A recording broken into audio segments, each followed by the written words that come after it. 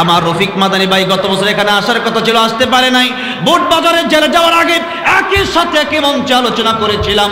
আমার রফিক মাদানী ভাই বলেছিলেন, সেই স্টেজে আমিও ছিলাম, বলেছিলেন সেই প্রধানমন্ত্রী মানে না যেই প্রধানমন্ত্রী কোরআন মানে না। এটা কি কোনো খারাপ কথা নাকি? আমি তো প্রধানমন্ত্রী মানি, ডক্টর ইউনূস সাহেব যদি কোরআন মানে তারও আমি মানি। ডক্টর ইউনূস সাহেব যদি আজকে থেকে একটা কোরআনের বিরুদ্ধে কথা বলে তারও বাংলার মানুষ ছড়া দেবে, ঠিক না ঠিক? ও মুসলমান, এই জন্যই কথা বলতেই হবে। কোরআনে আমার যা আছে তা আমাকে বলতেই হবে, তা থেকে বাধা দেওয়ার মতো কোনো শক্তি পৃথিবীর কারো নাই।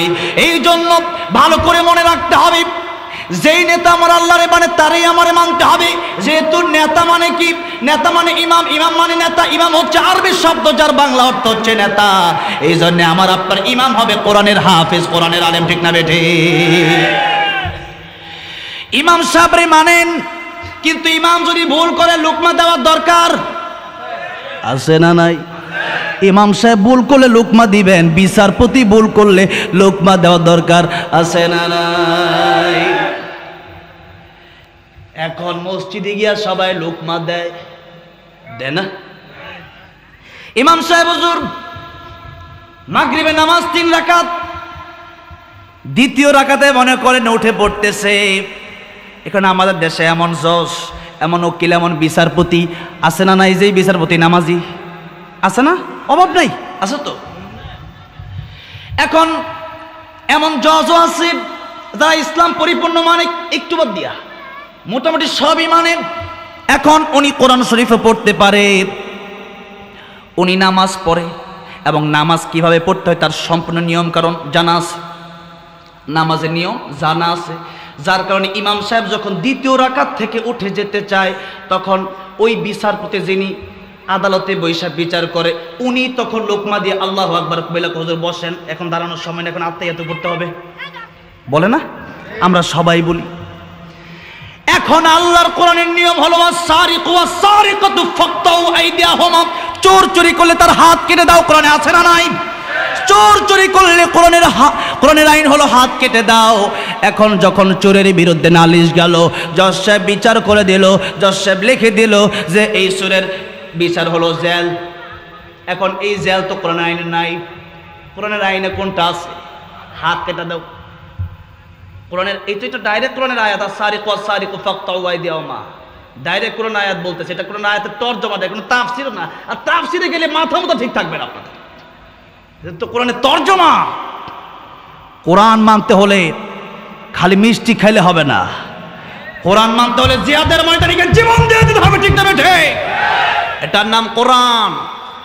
সুন্নাত নয় শুধু দাওয়াতের মেহমান, সুন্নাত নয় শুধু খাওয়া শেষ মধুপান, আরো কিছু সুন্নাত আছে তুমি জানো কি? জানলেও জীবনে কখনো তা মানো কি, ঠিক না বেঠে? সুন্নাত শুধু নয় বকরি চড়াতে যাওয়া, আর সুন্নাত হলো পাথরের আঘাতে খাওয়া, ঠিক না বেঠে? মোহাব্বতে তাই খালিদ ওমর আলী আবু বকরের মতো পাশে থাকো কি? আরো কিছু সুন্নাত আছে তুমি জানো কি? জানলেও জীবনে কখনো তা মানো কি? এই জন্য সুন্নত মানতে হলে গোটা জীবনটাই নবীর সুন্নত মানার দরকার আছে না নাই? শুধু মিষ্টি খেতে গেলে হবে না। যদি এমন হয় কোরআনের জন্য জীবন দেওয়া লাগবে, কোরআনের জন্য কল্লা চলে যাবে, আল্লামা সাইদির মতো জীবন দিয়ে দেব, তবু কোরআন থেকে এক পা পিছ পাবো না, ঠিক না বেঠি? মানতে রাজি আছেন? কোরআন কি অর্ধেক না পরিপূর্ণ? ইসলাম কমপ্লিট, হ্যাঁ কমপ্লিট কোড অফ লাইফ। ইসলাম কি অর্ধেক মানার জিনিস না পরিপূর্ণ? খালি ঘরে মানার জিনিস না রাষ্ট্রেও মানার জিনিস? সব জায়গায় মানতে হবে। আল্লাহ তাআলা বলছেন, ইয়া আইয়ুহাল্লাযীনা আমানু দুখুলু في السلم كافة ولا تتبعوا خطوات الشيطان إنه لكم عدو مبين ও ঈমানদারেরা ইসলাম মানবা অর্ধেক না পরিপূর্ণ আল্লাহ বলেন ফিস সিলমি কাফায় তাম্মা ইসলাম মানবা পরিপূর্ণ অর্ধেক ইসলাম মানলে ইসলাম হবে না আপনি যদি বলেন ফজরের নামাজ 2 রাকাত আমি 1 রাকাত পড়া বাড়ি যেয়ে ঘুমাই হবে আপনি যদি বলেন জোহরের নামাজ 4 রাকাত আপনি যদি 2 রাকাত পড়ে বাড়ি যেয়ে ঘুমান হবে না আপনি যদি ওযু যদি করেন ওযুর ফরজ কয়টা বলেন 4টা ওযুর ফরজ হলো 4টা আপনি 2টা আপনি 3টাই মানলেন আপনি এই পুরা মুখমণ্ডলটাই ধৌত করলেন এরপরে হাতেও পানি লাগাইলেন কবজি পর্যন্ত ধুইলেন মাথাও মাসাহ করলেন কিন্তু পা ধুইলেন না কোন শীতের দিন পা ধুইতে কষ্ট লাগে আপনি কি মনে করেন নামাজ হবে ওযু 3টা ফরজ মানছেন এখন নামাজ যদি আপনি 4 রাকাতের জায়গায় 3 রাকাত পড়েন কোন যে 4টা ফরজ নামাজও 4 রাকাত তো 3 রাকাত তো হয়ে যাবে আপনি কি মনে করেন 1 রাকাত হবে হবে নাকি 1 রাকাত হবে না শুধু তাই না যে কোনো কাজই যদি আপনাকে 1 মাসের একটা চাকরি আপনাকে মাসিক বেতন দেওয়া হয় আপনি 3-4 দিন 5 দিন 6 দিন কাজ করলেন আর 20 দিন করলেন না মালিক কি আপনার পুরো মাসে বেতন দিবে নাকি এই জন্য রোজা আপনি রাখলেন রোজা রাখার সময় যখন হয়ে গেল আপনি ফজরের আজান দিয়ে দিছে এখন আপনি সেহরি খাইতে গেলেন রোজা হবে আবার মনে করেন রিক্সা চালক অনেক কষ্ট করে ভ্যান চালক অনেক কষ্ট করে একজন কৃষি মানুষ অনেক কষ্ট করে এখন তিনি চিন্তা করলেন ইমাম সাহেবের দরবারে গিয়ে দাঁড়ায় রইলেন বলেন হাফিজউদ্দিন সাহেব ইমাম সাহেব হুজুর কেমন আছেন ভালো আছি হুজুর নেন 500 টাকা আপনারে দিলাম হুজুর মাগরিবের আজান দিলে ইফতার করতে হবে আজকে আমার একটু বেশি কষ্ট হয়ে যাচ্ছে আমি গরিব মানুষ অনেক পরিশ্রম করি আজকে মাত্র 1 ঘন্টা বাকি আছে এখন আসরের আজান দিয়ে দিছে ইফতারটা কইরা ফেলাই হুজুর যদি বলে 500 না 5 লাখ দেন ফতোয়া দিয়ে দেই রোজা হয়ে যাবে আপনারা কি মনে করেন হবে সুম্মাতিম মুসিয়ামা ইলাল্লাইল সকাল থেকে রাত পর্যন্ত সুবহ সাদেক থেকে সন্ধ্যা পর্যন্ত রোজা রাখতে হবে ওইটা আল্লাহ যেমনি দিয়েছে ওইভাবেই রাখতে হবে আবার বেশি করলেও হবে না ইসলামের ভিতরে বেশি করলেও হবে না আবার কম করলেও হবে না আল্লাহ যেমনি দিয়েছে ওইটাই মানতে হবে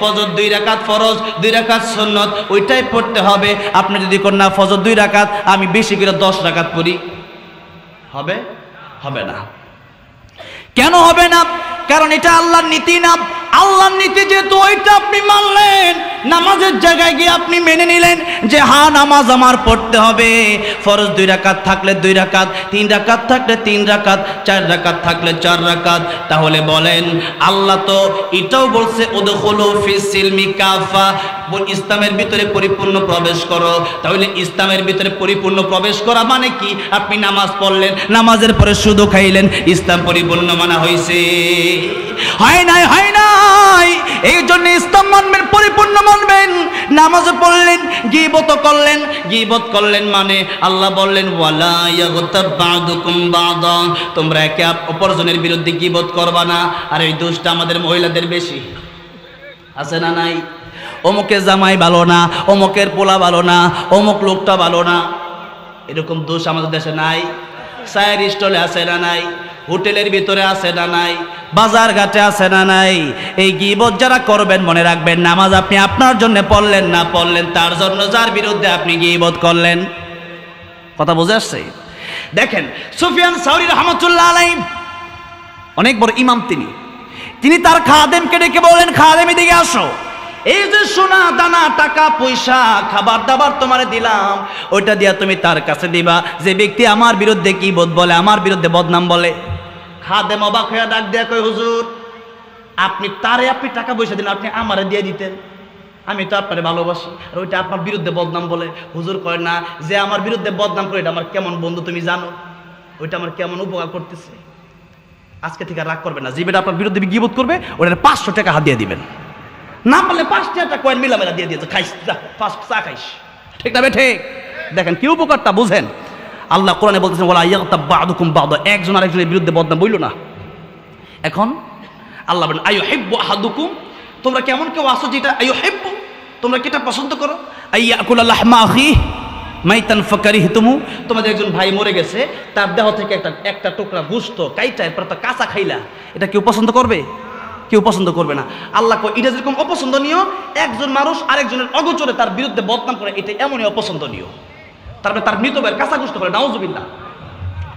এবার সুফিয়ান সাউরি রাহমাতুল্লাহ আলাইহি বলেন, খাদেম শোনো, ওই যে লোকের কাছে যাবা, লোকের কাছে গিয়া বলবা আমার হুজুর বলেছেন তোমাকে সোনা দানা দিয়া যাইতে, ওর কাছে নিয়ে যাও। খাদেমকে হুজুর কেন, এটা প্রশ্নের জবাব না দিলাম নিয়ে যাও না। এবার হুজুর বলতেছে শোনো কেন, নবীজি বলেছেন গীবত করলে দুইটা ক্ষতি, কিয়ামতের ময়দানে এই উপকারটা, এই তার যে ক্ষতি হচ্ছে আর আমার যে উপকার হবে তার মাধ্যমে এটা আমার মা বাবা করবে না।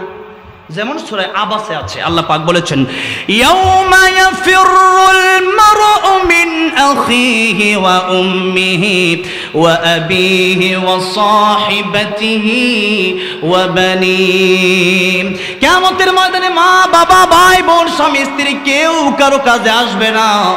মা বলবে আমার বিয়ে হয় নাই, সন্তান কোন জায়গা থেকে আসলো? বাপ বলবেন আমি বিয়েই করি নাই, সন্তান কোন জায়গা থেকে আসবে? এমন মিথ্যা কথা বলবে। কেন? যে একটা নেকির জন্য আজকে হয়তো আমার জাহান্নাম হয়ে যেতে পারে। মিজানের পাল্লায় যদি একটা নেকি কম পড়ে যায়, তাহলে আমার জান্নাত, আমার পোলা জাহান্নামে যাক, আমি বাঁচতে চাই। আমার নবী শুধু বলবেন উম্মাতে উম্মাতে, আর সব নবীরা বলবে হে আল্লাহ আমারে বাঁচাও, আমারে বাঁচাও। আল্লাহু আকবার। কি অবস্থা হবে সেদিন? আল্লাহ সেদিন রহমান রহিম নাম নিয়ে নিবেন না, থাকবেন ওই সময়। আল্লাহ বলবেন লিমানিল মুলকুল ইয়াউম লিল্লাহিল ওয়াহিদিল কাহ্হার, আমি আল্লাহর নাম আছে রহমান, আমি আল্লাহর নাম আছে রহিম, আমি আল্লাহর নাম আছে সাত্তার, আজকে আমার নাম কাহ্হার। আমি আল্লাহ আজকে ভয়ঙ্কর, একটা কেউ ছাড় দেওয়া হবে না। আল্লাহ শুধু হুঙ্কার দিবেন, কে আছ আয় আমার সামনে আয়, কত ক্ষমতা, আমি আল্লাহর বিরুদ্ধে কত কথা বলছিস, আয় আজকে আমার সামনে।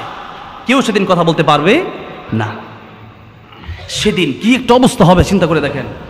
এই যে মাঠে বসে আছেন, এটাই কিয়ামতের মাঠ হবে, কিন্তু আকাশের উপরে না। কিন্তু নবী যখন ফিলিস্তিনের ময়দান থেকে কিয়ামতের মাঠ শুরু হয়ে যাবে, পুরো পৃথিবীটাই কিয়ামতের ময়দান হবে। আর এখন এত মানুষ জায়গা হবে কেমনে? যত সাগর আছে 3 ভাগই পানি 1 ভাগই মাটি, তাহলে এই 3 ভাগ এই পানিগুলা আল্লাহ বন্ধ করে দেবে। আরব মহাসাগর, এরপরে বঙ্গোপমহাসাগর, আটলান্টিক মহাসাগর সব আল্লাহ বন্ধ করে দেবে। এরপরে পাহাড়গুলো আল্লাহ সমতল করে দিবেন, শুরু হয়ে যাবে কিয়ামতের ময়দান। আর এই মাটিগুলো থাকবে না, সূর্যটা 13 কোটি 9 লক্ষ মাইল দূরে থাকবে না, 9 কোটি 13 লক্ষ মাইল দূরে থাকবে না। সূর্যটা মাথার উপরে, কতটুকু উপরে? নবী বলেন সুরমার যেটা দানি আছে, এই দানি যে একটা কাঁটা আছে যেটাতে মানুষ সুরমা দেয়, ওই যে সুরমার কাঁটা আছে, ওই কাঁটাটা যতটুকু লম্বা অতটুকু উপরে, মাথার উপরে থাকবে সূর্য। আর এই দুনিয়ার এই মাটিগুলো থাকবে না, এই মাটিগুলো হয়ে যাবে তামা, নিচেও গরম উপরেও গরম, নিজের চিন্তাই বাঁচে না, নিজের চিন্তাই বাঁচবে না। কিসের ভাই, কি এর বাপ মা, সবাই চিন্তা নিজের কথা, ইয়া আল্লাহ ইয়া আল্লাহ, ইয়া নাফসি ইয়া নাফসি, আল্লাহ আমার বাঁচাও, আজকে আমার কি উপায় হবে? ওই সময় এবার দেখেন গীবত করলে কত বড় ক্ষতি, কত বড় ক্ষতি। আল্লাহ ডাইরেক্ট না করতেছেন বান্দারে কইরো না গীবত, ওয়ালা ইয়াগতাব বা'দুকুম বা'দা, সূরা হুজুরাত আয়াতটা আছে। এবার সুফিয়ান সাউরি রাহমাতুল্লাহ আলাইহি বললেন আমার মা আমার বাবা হয়তো কিয়ামতের কঠিন ময়দানে আমি সুফিয়ান সাউরিকে চিনবে না, কিন্তু এই ব্যক্তি, যে ব্যক্তি প্রতিদিন আমার বিরুদ্ধে বদনাম করে, এই ব্যক্তি গীবত করার কারণে আমার লাভটা কি হবে? কিয়ামতের ময়দানে আল্লাহ তারেও ডাকবে, আমারেও ডাকবে। আল্লাহ বলবেন তোর জীবনে যত নেকি আছে ওগুলা তারা দিয়ে দে, আর তার জীবনে গুনাহগুলো তুই নিয়ে নে। চিন্তা করছেন? তার মানে আমার বিরুদ্ধে যদি আপনি গীবত করেন, তাহলে আপনার নামাজটা আমি নিয়ে নিলাম, আর গীবত কারে বলে এটা তো আমরা বুঝি না। আমার ড্রাইভার একজন জিজ্ঞেস করতেছে, কয় যে হুজুর একজন আসলে একটা খারাপ কাজ করছে, ওইটা আমি আরেকজনের কাছে গিয়ে বলছি আর কি, এটা কি গীবত হইব নাকি? আমি কিছু হ্যাঁ এটাই গীবত, এইটাই গীবতের সংজ্ঞা। নবীজির কাছেও সাহাবী এই প্রশ্নই করছে, ইয়া রাসূলুল্লাহ একজন আসলে একটা কাজ করছে, এটা নিন্দনীয় খারাপ কাজ, এটাই যদি আমি আরেকজনের কাছে গিয়ে বলি এটা কি গীবত হবে? নবী বলেন এটাই তো গীবত। আরে প্রকৃত জ্ঞানী কোন ব্যক্তি? নবী বলেন কাইয়্যিসু মান দানা নাফসাহু ওয়া আমিলা লিমা বা'দাল মাউত, নিজেকে নিয়ে যে চিন্তা করে ওই ব্যক্তি প্রকৃত জ্ঞানী ব্যক্তি। কারণ আমার কবরে আমি যাব, আপনার কবরে আপনি যাবেন, আপনার কবরে আমি যাব না, আমার কবরে আপনি যাবেন না। আপনার চিন্তা করে আমি কি করবো? আগে আমার চিন্তা করি। আল্লাহ এটাই বলছে কু আনফুসাকুম ওয়া আহলিকুম নারা, আগে নিজে বাঁচো পরে মানুষের বাঁচাইও। কিন্তু আজকে আমাদের নিজেদের বাঁচার কোনো ঠিক নাই, ওই বড় কেমনে ভালো হইব ওইটা চিন্তা আমাদের বেশি, ঠিক না বেঠিক? নিজে জান্নাতে হইলাম না জাহান্নামী হলাম। হাসিবু ক্বাবলা আন তুহাসাবু, ওমর ফারুক রাদিয়াল্লাহু আনহু বলছেন যে কিয়ামতের ময়দানে আল্লাহর কাছে হিসাব দেওয়ার আগে নিজে একবার হিসাব কইরো, তুমি নিজের হিসাবটা কইরা দেখো তুমি জান্নাতি না জাহান্নামী। হিসাব কইরা দেখেন জাহান্নামের লাকড়ি হয়ে বসে রয়েছে। পরের হক মাইরা কত খাইছেন, ওই বেড়া নামাজ করলে আল্লাহ মাফ করবে না। অন্যের বিরুদ্ধে কত গীবত করছেন, ওই বেড়া নামাজ করলে আল্লাহ মাফ করবে না। চিন্তা করে দেখেন, এক একটা করে হিসাব করেন। মিথ্যা কথা কত বলছেন, এক একটা মিথ্যা কথা বলছেন 7000 বছর জাহান্নামে যাওয়া লাগে, কত বছর জ্বলবেন? কত মিথ্যা কথা বলছেন জীবনে, চিন্তা করে দেখেন। আর তা আমাদের সেই চিন্তা নাই। আমরা এক একজন মনে করতেছি যে আমরা মনে হয় জান্নাতের একবার দুলালি হয়ে বসে রয়েছি। আমরা হুর মনে হয় অপেক্ষা করতেছি, কবর যাম আর হুর কইব আসসালামু আলাইকুম কেমন আছেন, তাই না? যে ব্যক্তিটা খারাপ, যে গাঁজা করে মদ করে হ্যাঁ মনে করে যান জান্নাতি, এমনই তো অবস্থা হয়েছে বর্তমানে। জাহান্নামে যদি কেউ মনে হয় করে না, আমি কই নামাজটা পড়ো না গেলে আরে ভাই পড়ছি না, কি হয়েছে এত কথা কল লাগে জানতো ভাই? আরে ভাই আপনি এটা আফসোস করবেন, কানবেন, ভাই পড়তে পারি এটা সামনে থেকে পড়বো, তা না বললা উল্টা আপনি আর পড়ছি না, কি হয়েছে?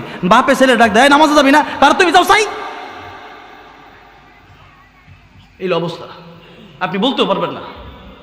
আমার ভাইরা, আমার মুরব্বী বাবাজিরা, তাহলে কিয়ামতের ময়দানে এই কাজ যারা করবেন, গীবত যারা করবেন, নবীজি বলেন এই গীবত যদি কেউ করে পরনিন্দা। গীবতের সংজ্ঞা হলো একজন আরেকজনের দোষ আরেকজনের কাছে তার অগোচরে বলা, মানে আমার সামনে বললে এটা গীবত হবে না, কিন্তু আমার অগোচরে গিয়া বললেন যে লোকটা বেশি সুবিধার না, এটা ছাগল, এটা গাঁজাখুর, এ জিনাকার, এটা আপনি বলতে পারবেন না। হ্যাঁ, বিচারকের কাছে বিচার দেওয়া সেটা ভিন্ন ব্যাপার, কিন্তু আপনি এখানে আমার মান ছোট করার জন্য, আমার শান খাটো করার জন্য একজন মানুষ আরেকজনের কাছে আরেকজনের গীবত, আরেকজনের বদনাম, সে আসলেই দোষী, এই কাজটা করছে, এরপর আপনি বলতে পারবেন না। তবে এটা মনে রাখতে হবে, প্রকাশ্যে যদি এই দেশের ভিতরে কোনো ঝামেলা হয়, কোনো খুন হয়, কোনো গুম হয়, কোনো জুলুম হয়, কোনো নির্যাতন হয়, তাহলে প্রকাশ্যে এরকম ওয়াজ মাহফিলে তার বিরুদ্ধে প্রতিবাদ করতে হবে। যেরকম স্কুলের খুনিরা, স্কুলের দালালেরা আমার দেশের সাইফুল ইসলাম আলিফকে শহীদ করে দিয়েছে, তাদের বিরুদ্ধে এই জনগণের সামনে কোরআনের মঞ্চে কথা বলতে হবে, ঠিক না বেঠে?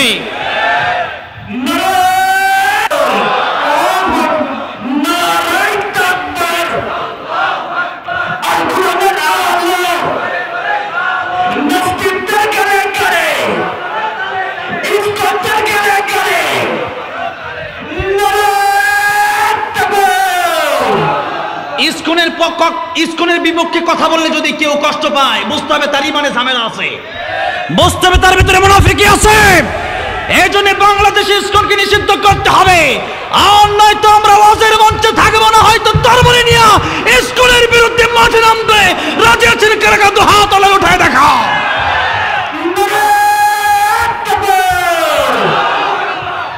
আমার ভাইরা, আমার মুরব্বী বাবাজিরা, আমরা তো চাই হিন্দু দেশে বসবাস করুক, খ্রিস্টান বসবাস করুক, বৌদ্ধ বসবাস করুক, তাতে কোনো সমস্যা নাই, কিন্তু সন্ত্রাস বসবাস করতে পারবে না, উগ্রবাদ বসবাস করতে পারবে না, রাষ্ট্রদ্রোহী বসবাস করতে পারবে না। আমাদেরকে রাষ্ট্রদ্রোহী বলছে অনেকে, আলেমদেরকে, কিন্তু আসল রাষ্ট্রদ্রোহী তো এরা, যারা বাংলাদেশ বাদ দিয়া শুধু ওই দেশের গুণগান করে। ওইটা এমন বন্ধ হয়েছে যে তারা বাংলাদেশের মানুষ খুন করতে পারে, ওই দেশের কথা শুই না। ল্যাসটা হয়েছে বাংলাদেশে, এটা মাথাটা হয়েছে দিল্লিতে। কি কষ্ট পাচ্ছেন? ওটা কষ্ট পান না কি পান ওটা দেখার বিষয় না, আমাকে মুসলমানের পক্ষে কথা বলতে হবে। হিন্দুর পক্ষেও বলবো যদি হিন্দু ভালো হয়। হিন্দু যদি বলে না আমি আমার ধর্ম মতে, তুমি তোমারটা মানো, কোনো সমস্যা নাই, তাতে কোনো সমস্যা নাই। কুলিয়া আইয়ুহাল কাফিরুন লা আ'বুদু মা তা'বুদুন ওয়া লা আনতুম আ'বিদুনা মা আ'বুদু। তাগর তো তাগর, আমগরটা আমগর, ঠিক না বে ঠিক? নবীরে বলছিল যে আয় মিল্লা জিল্লা আয়েন, আল্লাহ কাফির নাজ মানে মিল্লা জিল্লা হবে না, মানে ধর্ম যার যার, উৎসব সবাই। এগুলা ইসলামিক কোনো, এগুলো কোনো সিস্টেমই নেই। কারণ ধর্ম যার যার, উৎসব সবাই, এটা একটা কবিতা আর কি বানাইছে, কথা মিল রেখে কত মজা করে কয়। তাহলে বিয়া যার যার উৎসব না, বিয়া যার যার বউ সবার। তাই আমি একটা কথা কইলাম, কি মানবে নাকি কেউ? খেত যার যার ফসল সবার, মানবে নাকি কেউ? আই সবার, আই যার যার টাকা সবার, মানবে না কেউ? আমি 50,000 টাকা বেতন পাইলাম, এখন সবাই মাসে যায় এক বাগাবাগি করালা, আমি গরিব বাড়া আই করছি, ইনকাম করছে, আমি তুই বাগাবাগি করি। ঠিক তেমনি ভাবে দুনিয়াতে এর ইবাদত হ্যাঁ করে জাহান্নামে যাবে, আর আমি একমাত্র আল্লাহর গোলামি করে জান্নাতে যেতে চাই, ঠিক না বেঠে? এটা হলো মুসলমান। আর আমি আপনি আজকে তো আমরা নামে মুসলমান, কাজে খুবই কম, খুবই কম। এই যে এতগুলো মানুষ আসছেন আপনার আজকে, এতগুলো মানুষ কি মনে করেন নামাজে যায় নাকি? ফজরে দেখা যায়? আল্লাহ আল্লাহ, 3 জন আমাদের সালনা এক মসজিদ, আমি একবার গেছি নামাজ পড়তাম, আমার বন্ধুর মসজিদ। আমি সবার সাথে চলাফেরা করি, আমি আমেরিকাতেও চলতে পারি, আবার টিনের ঘরে থাকতে পারি, এটা আমার একটা অভ্যাস, সবখান থাকতে পারি। তো আমার বন্ধুর নদীর পাড়ে এক মসজিদ সালনা, তো ওই সালনা গাজীপুর সালনা, পরে গেছি, যাওয়ার পরে রাত ওই জায়গায় থাকছি। থাকার পরে ফজরের সময় দিই একলা ইমাম সাহেব সে আর একটা মুসল্লি, নাকি মুসল্লি কই বাইরে, আমি নিজেই নামাজ পড়া কষ্ট হয়ে যা, মুসল্লি আহে না, আমি কেমন উঠতাম। এরপরে হ্যাঁ একলাই ইমাম সাহেব, একলাই মুয়াজ্জিন, এলাকায় মানুষের অভাব নাই। যখন টিভি দেখবার বসে মাগরিবের সময়, ওই সময় দিয়ে মানুষের টিভি দোকানে জায়গা নাই, আর বাউল গান হতেছে, বাউল গান বুঝুন তো, মমতাজ মার্কা গান আর কি, কেউ ফিরে না খালি হাতে, এই বাউল গান। এরপরে কেরামান কাতিবিন রোজ হাশরের দিন আল্লাহর কাছে যখন করবে অভিযোগ, আমরা বলবো আমরা অমুক বাবার লোক, ওগুলা বাউল গানে কয় আর কি, নাউজুবিল্লাহ। এমন এমন কথা যেগুলো মানুষ ইমানই চলে যায়, ওটা শুনতেছে, কিন্তু নামে কিন্তু সবাই মুসলমান, মরলে কিন্তু সবাই জানা হয়। এরপরে মনে করেন বিয়ার সময় কিন্তু হুজুরের না বিয়াও করা, সবই ঠিক আছে, কিন্তু মসজিদে ফজরের সময় লোক নাই। তো এখন কোন আমরাই কোন, এটা কি সবাই কি খাঁটি মুসলমান হইতে পারছে? এই জন্য কবি বলেছেন, নামে মুসলমান নাকি কামে মুসলমান তুমি, নামে মুসলমান নাকি কামে মুসলমান, নামে কামে মিল না হলে বইবে যে তুফান তুমি, নামে মুসলমান নাকি কামে মুসলমান তুমি, নামে মুসলমান নাকি কামে মুসলমান। নাম রেখেছে আব্দুর রহিম, নাম সুন্দর না? আব্দুর রহিম, রহিমের বান্দা। নাম রেখেছে আব্দুর রহিম, কালমা জানে না, এই সমাজে এমন লোকের সংখ্যা অগণা। নাম রেখেছে আব্দুর রহমান, নামাজ পড়ে না, এই সমাজে এমন লোকের সংখ্যা অগণা। এমন সমাজ বদলাতে কি রাখবে অবদান তুমি, নামে মুসলমান নাকি কামে মুসলমান তুমি, নামে মুসলমান নাকি কামে মুসলমান। বলেন তো নামে মুসলমান বেশি না কাজে মুসলমান বেশি? ও মুসলমান, নামে মুসলমান হইয়া জান্নাতের ভিতরে কিন্তু প্রবেশ করা যাবে না। নামে মুসলমান তো আব্দুল্লাহ ইবনে উবাইও ছিল, কিন্তু ছিল মুনাফিকের লিডার। মুনাফিক বুঝুন তো, এতদিন ছিল এক দলে, মানে এবার বিপদ পড়েছে না আরেক দলে বসছে, এরকম ছিল না? হ্যাঁ, অভাব নাই, লা ইলাহা উলা ওয়ালা ইলাহা উলা, একবার ডাইনে একবার বামে, খালি এইদিকে দুঃখ করে, সুবিধাবাদ জিন্দাবাদ। আল্লাহ কয়, ইন্নাল মুনাফিকিনা ফি দারকিল আসফালি মিনান নার ওয়ালাং তাজিদ লাহুম নাসিরা, এরা জাহান্নামে সবচেয়ে নিকৃষ্ট হইবে, এরা জাহান্নামে সবচেয়ে অতল গহ্বরে থাকবে তারা, যারা মুনাফিক। আর আল্লাহ নবীকে ডাক দেবে, নবী ওয়ালাং তাজিদ লাহুম নাসিরা, কিয়ামতের ময়দানে কোন নবীও এদেরকে সুপারিশ করতে পারবে না। আব্দুল্লাহ ইবনে উবাই, এ দাড়ি টুপি পাগড়ি সব আছে। আপনারা কি মনে করেন রবীন্দ্রনাথ ঠাকুরের দাড়ি ছিল কি ছিল না? আরে বাবারে, দাড়ি মুছে এক লগে মুড়ি খাইতো কেমন কেনা যাবে? এই যে রবীন্দ্রনাথ ঠাকুর দাড়ি কিন্তু ছিল, কিন্তু এটা কাঠটা কাফের ছিল, ঠিক না? ঠিক, মুসলমানের বিরুদ্ধে লিখে গেছে অনেক কথা। আবার মনে করেন যে পাগড়ি, এটা ওই নরেন্দ্র মোদীর আগে একটা মমির সিং একটা আছিল, কি ময়মন সিংহ আর কি, মনমোহন সিং, মমি সিং, এটা মমি সিং খুঁজে, মমি সিং এটা সহজ আর কি, মনমোহন সিং, কিন্তু নাম করতে একটা যে কি দাসদানি, এটা যে মুসলমান, যে হ্যাঁ চিন্ময়, এটা নামই তুমি কইতে, এটাই তার নাম। এখন ওটার যে ইয়াদা আর কি, মমি সিং, এই মানে মনমোহন সিং, ওইটা পাগড়ি পিনতে, এই লম্বা লম্বা পাগড়ি, হ্যাঁ এটা শিখের পাগড়ি আর কি, হেরা পাগড়ি পিনতে, একটা পাগড়ি এগুলো আছে। ওইটার পাঞ্জাব, ইন্ডিয়ার যে এলাকার পাঞ্জাব আছে, ওই এলাকার লোকেরা পরে এটা। তো আমি ইন্ডিয়া যখন প্রথম গেছি, একজন ছিলাম, কিন্তু ভাই এত পাগড়ি কি, এত মুসলমান ইন্ডিয়া? না ভাই, এটা তো শিখ, এটা তো মনমোহন সিং এর উত্তরসূরি এগুলা। আমি বুঝছি, মানে এগুলো একটা হিন্দুদের একটা জাত আর কি, বা একটা কাফের জাত। এখন মনে করেন যে এরা পাগড়ি পিনছে, তার কি জানতে যাবো গা? আবার মনে করেন সৌদি আরব গেছি, তো যাওয়ার পরে দেখি মানে জুব্বা পিন্দা ঘুরে, আবার জুব্বার নিচে মনে করেন যে কিছু নাই, জুব্বা আঙ্গায় আঙ্গায় আসতেছে। আল্লাহ, আমি কি জুব্বা পিনছে। আবার আরেক মসজিদে গেছি, নামাজ পড়তাম সৌদি আরবে। যাওয়ার পরে মসজিদে ঢুকতেই জামাত শেষ হয়ে গেছে, আরেক লোক আমার ডাকতেছে নামাজের লাগিয়া, তা আমি নামাজে গেছি। আমি যেখানে যাই আমি ইমামতি করার চেষ্টা করি, কারণ আমি জানি আমার তেলাওয়াত শুদ্ধ আছে। টাঙ্গাইল এক জাত গেছি, এক পাম্পে এলেঙ্গা পাম্প, এক কোটিওয়ালা চাইওয়ালা প্যান্টওয়ালা দাঁড়াইছে, কুল হু আল্লাহু আহাদ। আরে আহাদ মানে তো ওয়াদা, আর আহাদ মানে একক, দুইটা অক্ষর নাই হয়ে গেছে, হামজাও নাই হয়ে গেছে, হাও নাই হয়ে গেছে, দিছে আইন আর হা। হ্যাঁ, তার মানে জানা শুরু হয় একটা, বড় হয় একটা, দুইটা অর্থই তো আলাদা। এখন এই যে দুইটা অর্থ কি, কুল হু আল্লাহু আহাদ, হে নবী আপনি বলুন আল্লাহ এক, আল্লাহ একক, আল্লাহর কোনো শরীক নাই।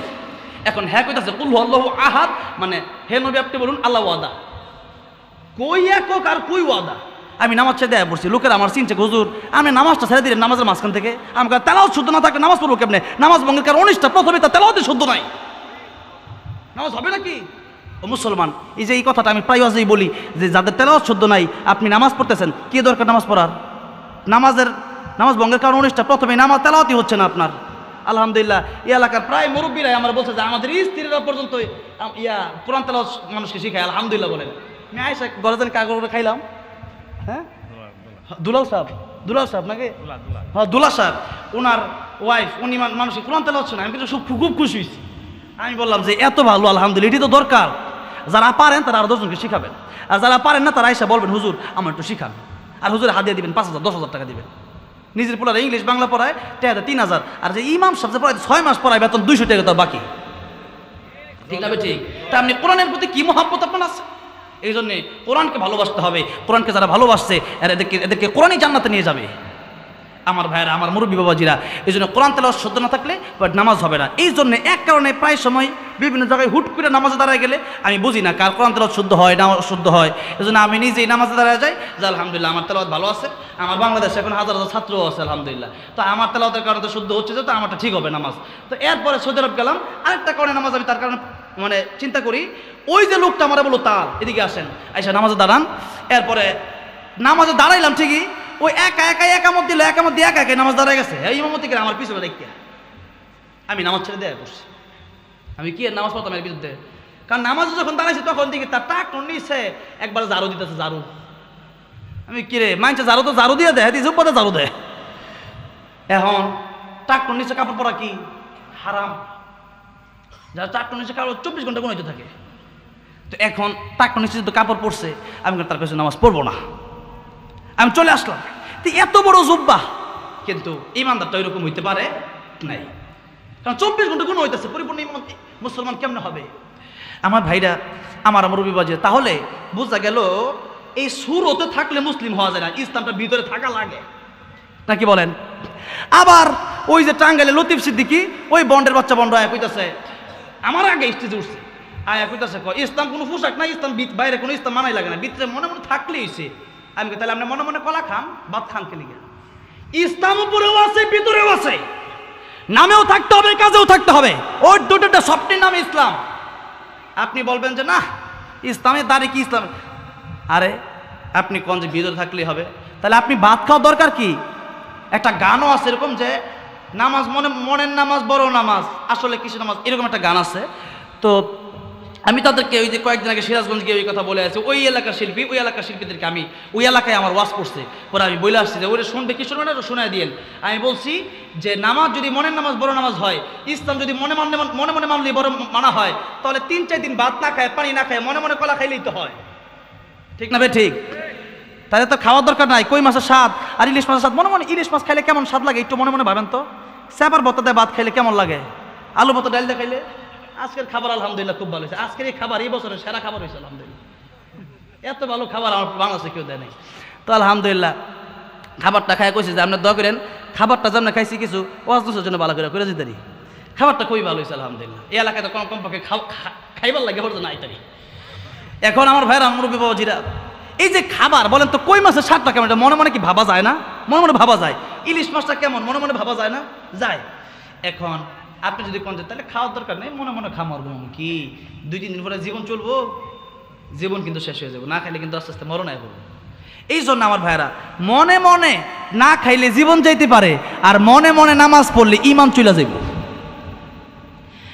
আমার ভাইরা, আমার মুরব্বী বাবাজিরা, এই জন্য আল্লাহ রাব্বুল আলামিন বললেন, ও মুসলমান, অর্ধেক মুসলমান হইও না, পরিপূর্ণ মুসলমান হও। অর্ধেক মুসলমান হলে কিন্তু জাহান্নামে তোমাদের শাস্তি হবেই হবে। এই জন্য অর্ধেক মুসলমান যারা, এদের বেশিরভাগই মুনাফিক হয়। আর মুনাফিকি যার অন্তরে থাকবে, কিয়ামতের ময়দানে তার কেউ সাহায্য করতে পারবে না। তাহলে কি করতে হবে? পরিপূর্ণ মুমিন হতে হবে, পরিপূর্ণ মুসলমান হতে হবে, এক আল্লাহর গোলামি করতে হবে। আল্লাহ বললেন তাবারাকাল্লাযী বিয়াদিহিল মুলুক, মহিমাময় সেই আল্লাহ, বরকতময় সেই আল্লাহ, পবিত্রময় সেই আল্লাহ। আল্লাহর কোনো অপবিত্রতা নাই, আল্লাহর কোনো দিক দিয়ে আল্লাহর দুর্বলতা নাই। একজন বট গাছের নিচে বসছে, আল্লাহ এত মোটা গাছ, ওই ছোটো ছোটো বট, একটু পর তার ঘুম ধরছে, বট গাছের ডালাইন দিয়ে ঘুমাইছে। এবার হুট করে তার নাহের ভিতরে একটা বট পড়ছে। এবার বট পড়ছে, পরে ঘুমিতে দেখো আল্লাহ, একটু কে চিন্তা করছিলাম এত বড় গাছ কিন্তু দিছো বট, আর কি চিকনা চিকনা লতার মতো ফিতাই মধ্যে দিছো এই বড় লাউ। আল্লাহ তুমি যদি বট গাছে লাউ দিতে তোর মোজা লাউ করে আমার নাক ফাইটে মরে যেতাম গা। আল্লাহ তোমার সৃষ্টি ঠিক আছে। আর জুবাইর আহমদ আনসারী রহমতুল্লাহ একটা উদাহরণ দিতেন। তিনি বলতেন যে এক লোক আল্লাহর সৃষ্টি নিয়ে বুঝতে গেছে, নৌকার মধ্যে উঠছে নদীতে, এরপর উড়ার পরে চিন্তা করছে আল্লাহ এইভাবে যে আল্লাহ বানাইছে আঙ্গরে, নৌকার মধ্যে খুব চিপাচিপি হইতেছে। চিন্তা করতেছে আল্লাহ নাট বল্টো যদি থাকতো হাতের লগে, পায়ের লগে, যদি পাও হাত খুলে ব্যাগ উপরে রেখে দিতাম তাহলে জায়গাটা একটু আটতো। একটু পরে নৌকা ডুবে গেছে। নৌকা ডুবে সবার ব্যাগ সেগারা কোনো রকম খালি কাপড় চাপড় ছাড়া খালি বাড়িস। মানে আল্লাহ তোমার শিশু তো ঠিকই আছে, এই নাট বল্টো যদি দিতার, যদি খালি ব্যাগ দিতাম তো ব্যাগ টেকশন আত্মাও সবার আইতাম আজকে। এখন তো সাথে আমার আত্মা লইয়া আইছি, সুবহানাল্লাহ জোরে কর। আল্লাহ কয় আল্লাহর কোনো দোষ দেওয়ার কোনো, আল্লাহ যা সৃষ্টি করেছে বুঝে সৃষ্টি করেছে, আল্লাহর সৃষ্টিতে কোনো ভুল নাই। এবার আল্লাহ রাব্বুল আলামিন বলছেন যে বিয়াদিহিল মুলক, এই যে যা দেখো তুমি নিজে, আর এই পৃথিবী আকাশ জমিন এই সবটা হইলো আমি আল্লাহর বাড়ি, আর এই সব কিছুর মালিক হইলাম আমি, আর তোমরা হইলা আমার গোলাম। কার কথা? আল্লাহ বলতেছেন মালিক আমরা, তোমরা কি গোলাম। তাহলে আমাদেরকে কি নিজেদেরকে কোনো মালিক বাবার কোনো সিস্টেম আছে? আমরা সবাই কার গোলাম? আল্লাহর গোলাম। আল্লাহ রাব্বুল আলামিন বললেন আমি আল্লাহ রাব্বুল আলামিন মালিক হইলাম আর তোমাদেরকে গোলাম বানালাম। গোলামি যারা করবা কিয়ামতের ময়দানে আমি আল্লাহ রাব্বুল আলামিন তাদেরকে ডাক দেব, ইয়া আইয়াতুহান নাফসুল মুতমাইন্না ইরজিই ইলা রাব্বিকি রাদিয়াতাম মারদিয়া ফাদখুলি ফি ইবাদি ওয়াদখুলি জান্নাতি। আল্লাহু আকবার। আল্লাহ রাব্বুল আলামিন বললেন কিয়ামতের ময়দানে আল্লাহ ডাক দিবে, প্রশান্ত মন তোমার দিকেও আমি রাজি, তুমিও আমাকে পেয়ে রাজি।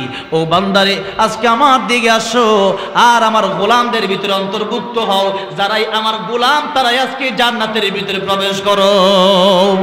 ইবাদি আসছে আব্দুন শব্দ থেকে, ফাদখুলি ফি ইবাদি। এই ইবাদুন অথবা আব্দুন, আব্দুন শব্দের অর্থ হচ্ছে গোলাম, আর আব্দুন শব্দের অর্থ কি? গোলাম। আর আমরা হইলাম গোলামের ঘরের কত ঘরের পরে গোলাম আইছি, আদম আলাইহিস সালাম থেকে নিয়ে সব কি আল্লাহর গোলাম। এবার আল্লাহ বলেন বান্দারে আমার কথা ছিল যে আজকে 11টা পর্যন্ত ওয়াজ করব, এখন আমি চিন্তা করলাম যে আধা ঘন্টা বেশি করা দরকার। কি আপনাদের কষ্ট হবে? কারণ এই এলাকায় এসে মন থাইকা যায় আজকে, হ্যাঁ না জামুগা আবার মাহফিল আছে, হে দিনাজপুর টেনে আইসে আর কি, বাংলাদেশের এক প্রান্ত থেকে আরেক প্রান্ত ছোটা লাগে খালি। তো যাই হোক আপনাদেরকে বেশি কষ্ট দেবো না। আপনাদের কষ্ট হচ্ছে? আপনাদের অসুবিধা হইতেছে নাকি? অসুবিধা হইলে আমার সুবিধা, আমি তাদের সাথে দেবো, সমস্যা নাই। তবে একটু সময় আমার দিতে মন চাচ্ছে, এই জন্য আলহামদুলিল্লাহ কমিটির মানুষ খুব ভালো, আপনারা ভালো, আমার ভালো লাগতেছে, এই জন্য একটু বেশি সময় দিয়ে যেতে পারি। একটা কথা যদি মানতে পারেন তাই হইতে পারে আমার নাজাতের উসিলা, ঠিক না বেঠি? আলহামদুলিল্লাহ। তো এই জন্য একটু কথা বলতেছি আর কি, আমাদের মালিককে আর আমরা কি গোলাম, এটা আপনি সবসময় মনে রাখবেন, তাহলে দেখবেন অহংকার আসবে না, এত ভাব আসবে না, এত জোরে জোরে হাঁটতে মন চাবে না, ফজরের সময় ঘুমাইতে মন চাবে না। এখন বলেন তো মালিক চলবে গোলামের কথা না গোলাম চলবে মালিকের কথায়? গোলাম চলবে কার কথায়? মালিকের কথায়। কোম্পানিতে চাকরি করতে গেছেন, মালিক বললো 8 ঘন্টা ডিউটি, আপনি সুন্দর করে ডিউটি করতেছেন, মাসের মালিক বেতন দিয়ে দিতেছে। মালিককে যদি আপনি কোন শোনেন আপনি 8 ঘন্টা ডিউটি দিয়েছেন আমাকে 9টা থেকে মনে করেন যে 10টা 11টা 12টা 1টা 2টা 3টা 4টা 5টা পর্যন্ত, এক কাজ করেন আজকালকে থেকে এই ডিউটি বাদ দেন, আমি যেমনি বলবো আমার টাইম মতো ডিউটি হবে, মালিক বলবে তো চাকরি করার দরকার নেই, বেরো ঠিক না ভাই ঠিক? আল্লাহ সূরা রহমানে বলতেছেন, ইয়া মা'শারাল জিন্নি ওয়াল ইনসি ইন ইসতাতা'তুম আন তানফুযু মিন আকতারিস সামাওয়াতি ওয়াল আরদি ফানফুযু লা তানফুযুনা ইল্লা বিসুলতান। যারা পারেন আমার সাথে ঠোঁট মিলিয়ে পড়েন, ফাবিআইয়ি আলাই রাব্বিকুমা তুকাযযিবান। আমার দুনিয়াতে এই জমিন আকাশ আমি বানালাম, তোমাদেরকেও আমি আল্লাহ সৃষ্টি করছি, কোনো মূর্তি সৃষ্টি করে নাই, দুনিয়ার কোনো নেতা তোমাদেরকে সৃষ্টি করে নাই, দুনিয়ার কোনো পীর তোমাদেরকে সৃষ্টি করে নাই, দুনিয়ার কোনো ক্ষমতাবান তোমাদেরকে সৃষ্টি করে নাই, আমাদেরকে সৃষ্টি করছে কে? আল্লাহ। এবার আল্লাহ তাআলা বলতেছেন, যেহেতু আমি সৃষ্টি করছি, এখন আমার গোলামি যদি তোমাদের কাছে ভালো নাই লাগে, যে আল্লাহ তো আমি মানবো না, আল্লাহকে ঠিক আছে আমার কোম্পানিতে বার হয়ে যাও, আল্লাহকে আমার বাড়ি থেকে বের হয়ে যা। এখন আপনাদেরকে জিজ্ঞেস করি, অনেক সময় বাপ মা সন্তান রে, মনে করেন সন্তানে দিচ্ছেন দোকানে যাইতে, আপনি বললেন শোনো আমি একটু ঢাকা যাইতেছি, দোকানটা আজকে আমি খুলতে পারলাম না, তুমি দোকানটা সকালে খুলবা, রাত পর্যন্ত খুলবা, কয় টাকা হয়েছে রাইতে হিসাব দিবা। আপনি রাইতে 12টায় বাইতে দেখলেন সন্তান দোকান খুলবে, দূরের কথা দোকানের ক্যাশে 5,000 টাকা লইয়া হ্যাঁ ওর কাছে মমিসিং করবার লাগিয়া। কি রাগ করতেন নামনে?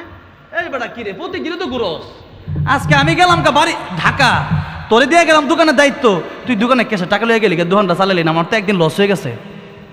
সন্তান কয় এত কথা কেউ না, এই একদিন কথা শুনলো না, এরকম আর 2-3 দিন হওয়ার পরে আপনি কোনো কথাই শোনেন না আপনার বাপের, আপনার বাপে কইলো যে ছেলে আমার কথা শোনে না আমার বাড়ি থেকে বার হয়ে যা।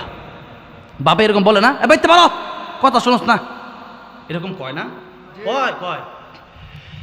এখন আপনি কইলেন যে তোমার বাড়ি ছাড়া কি আমার যাওয়ার কোনো জায়গা নাই, বাপ করে তোর যাই গিয়া, আপনি কইলেন ঠিক আছে গেলাম গা। আপনি ঘুরতে ঘুরতে এক বন্ধু বাড়ি থাকছেন 3 দিন 4-5 দিন পরে আপনি আপনার নানির বাড়ি গেছেন ঘুরতে, আপনার বাপে যেমনিও খোঁজ খবর ভাই আপনার বাপেও গেছে আপনার নানির বাড়িতে গিয়া, কয় যে ছেলে আমার কথা শোনে না সেই ছেলে তোর নানির বাড়ি আর আমার শ্বশুর বাড়ি।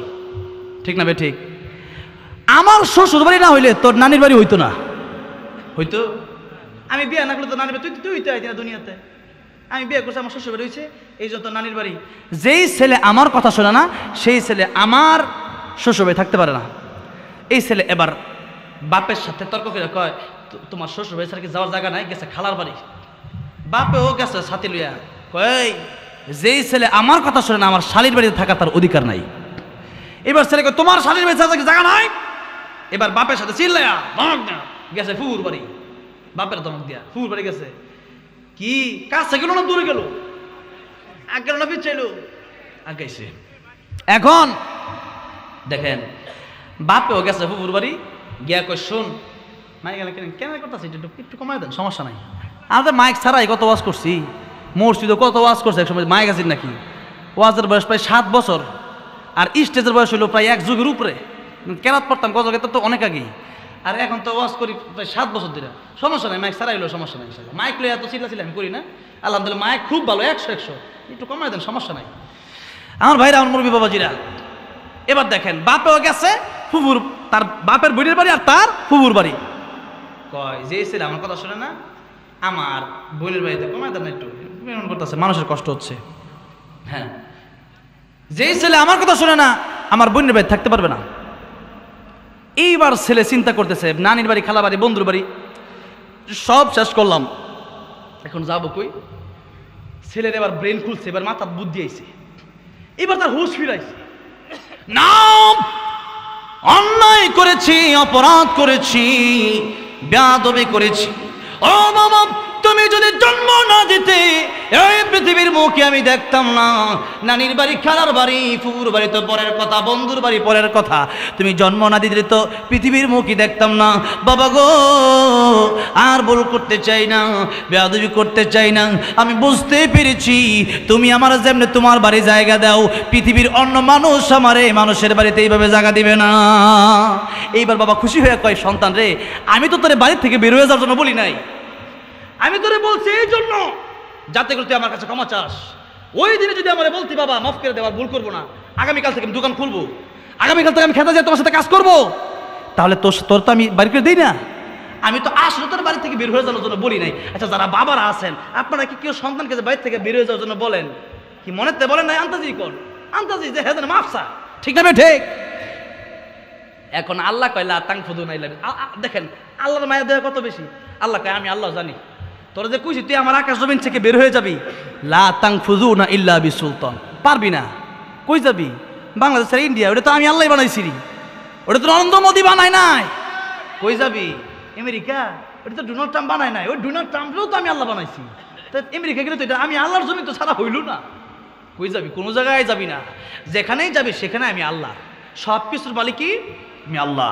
আল্লাহকে তাবারাকাল্লাযী বিয়াদিহিল মুলক, বরকতময় সে আল্লাহ যিনি একাচ্ছত্র মালিকানা, যার হাতে।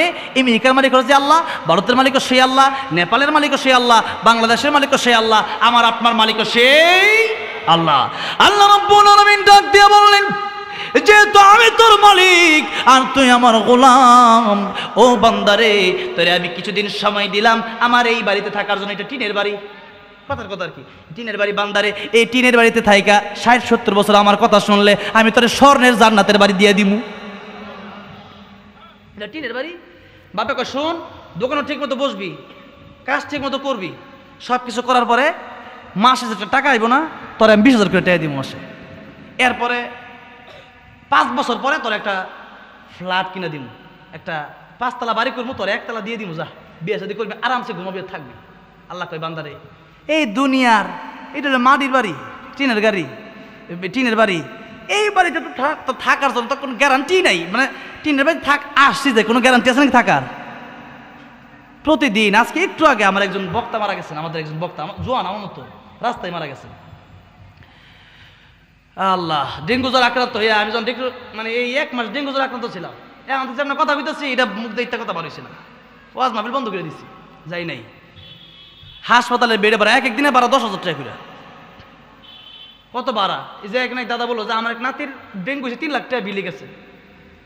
তাইলে আমি ডেঙ্গু আক্রান্ত, আমি ব্যবসার 5 মিনিট এবার মন মরে যাবো, তো বা পড়ছি কালিমা পড়ে টিয়া তাড়াতাড়ি দিয়ে দে ব্যাংকের, এরপরে মোবাইলের পিন টিন দিয়ে দিছে আরেকজনরে, যে সিস্টেম করে দিয়ে দিও মরে গেলে ঋণ টিনের উপর না থাকি। তো এখন মনে করেন যে ডেঙ্গু জ্বরে 10 জন 20 জন এখনো ইদানিং মারা যাচ্ছে এখন এই মুহূর্তে। অবস্থাটা কিন্তু এখন কিন্তু ভালো না, অবস্থা না, ডেঙ্গুর আক্রান্ত অবস্থা খুবই খারাপ, মশাই টাঙ্গায় ঘুমায়েন, বুঝছেন কথাটা?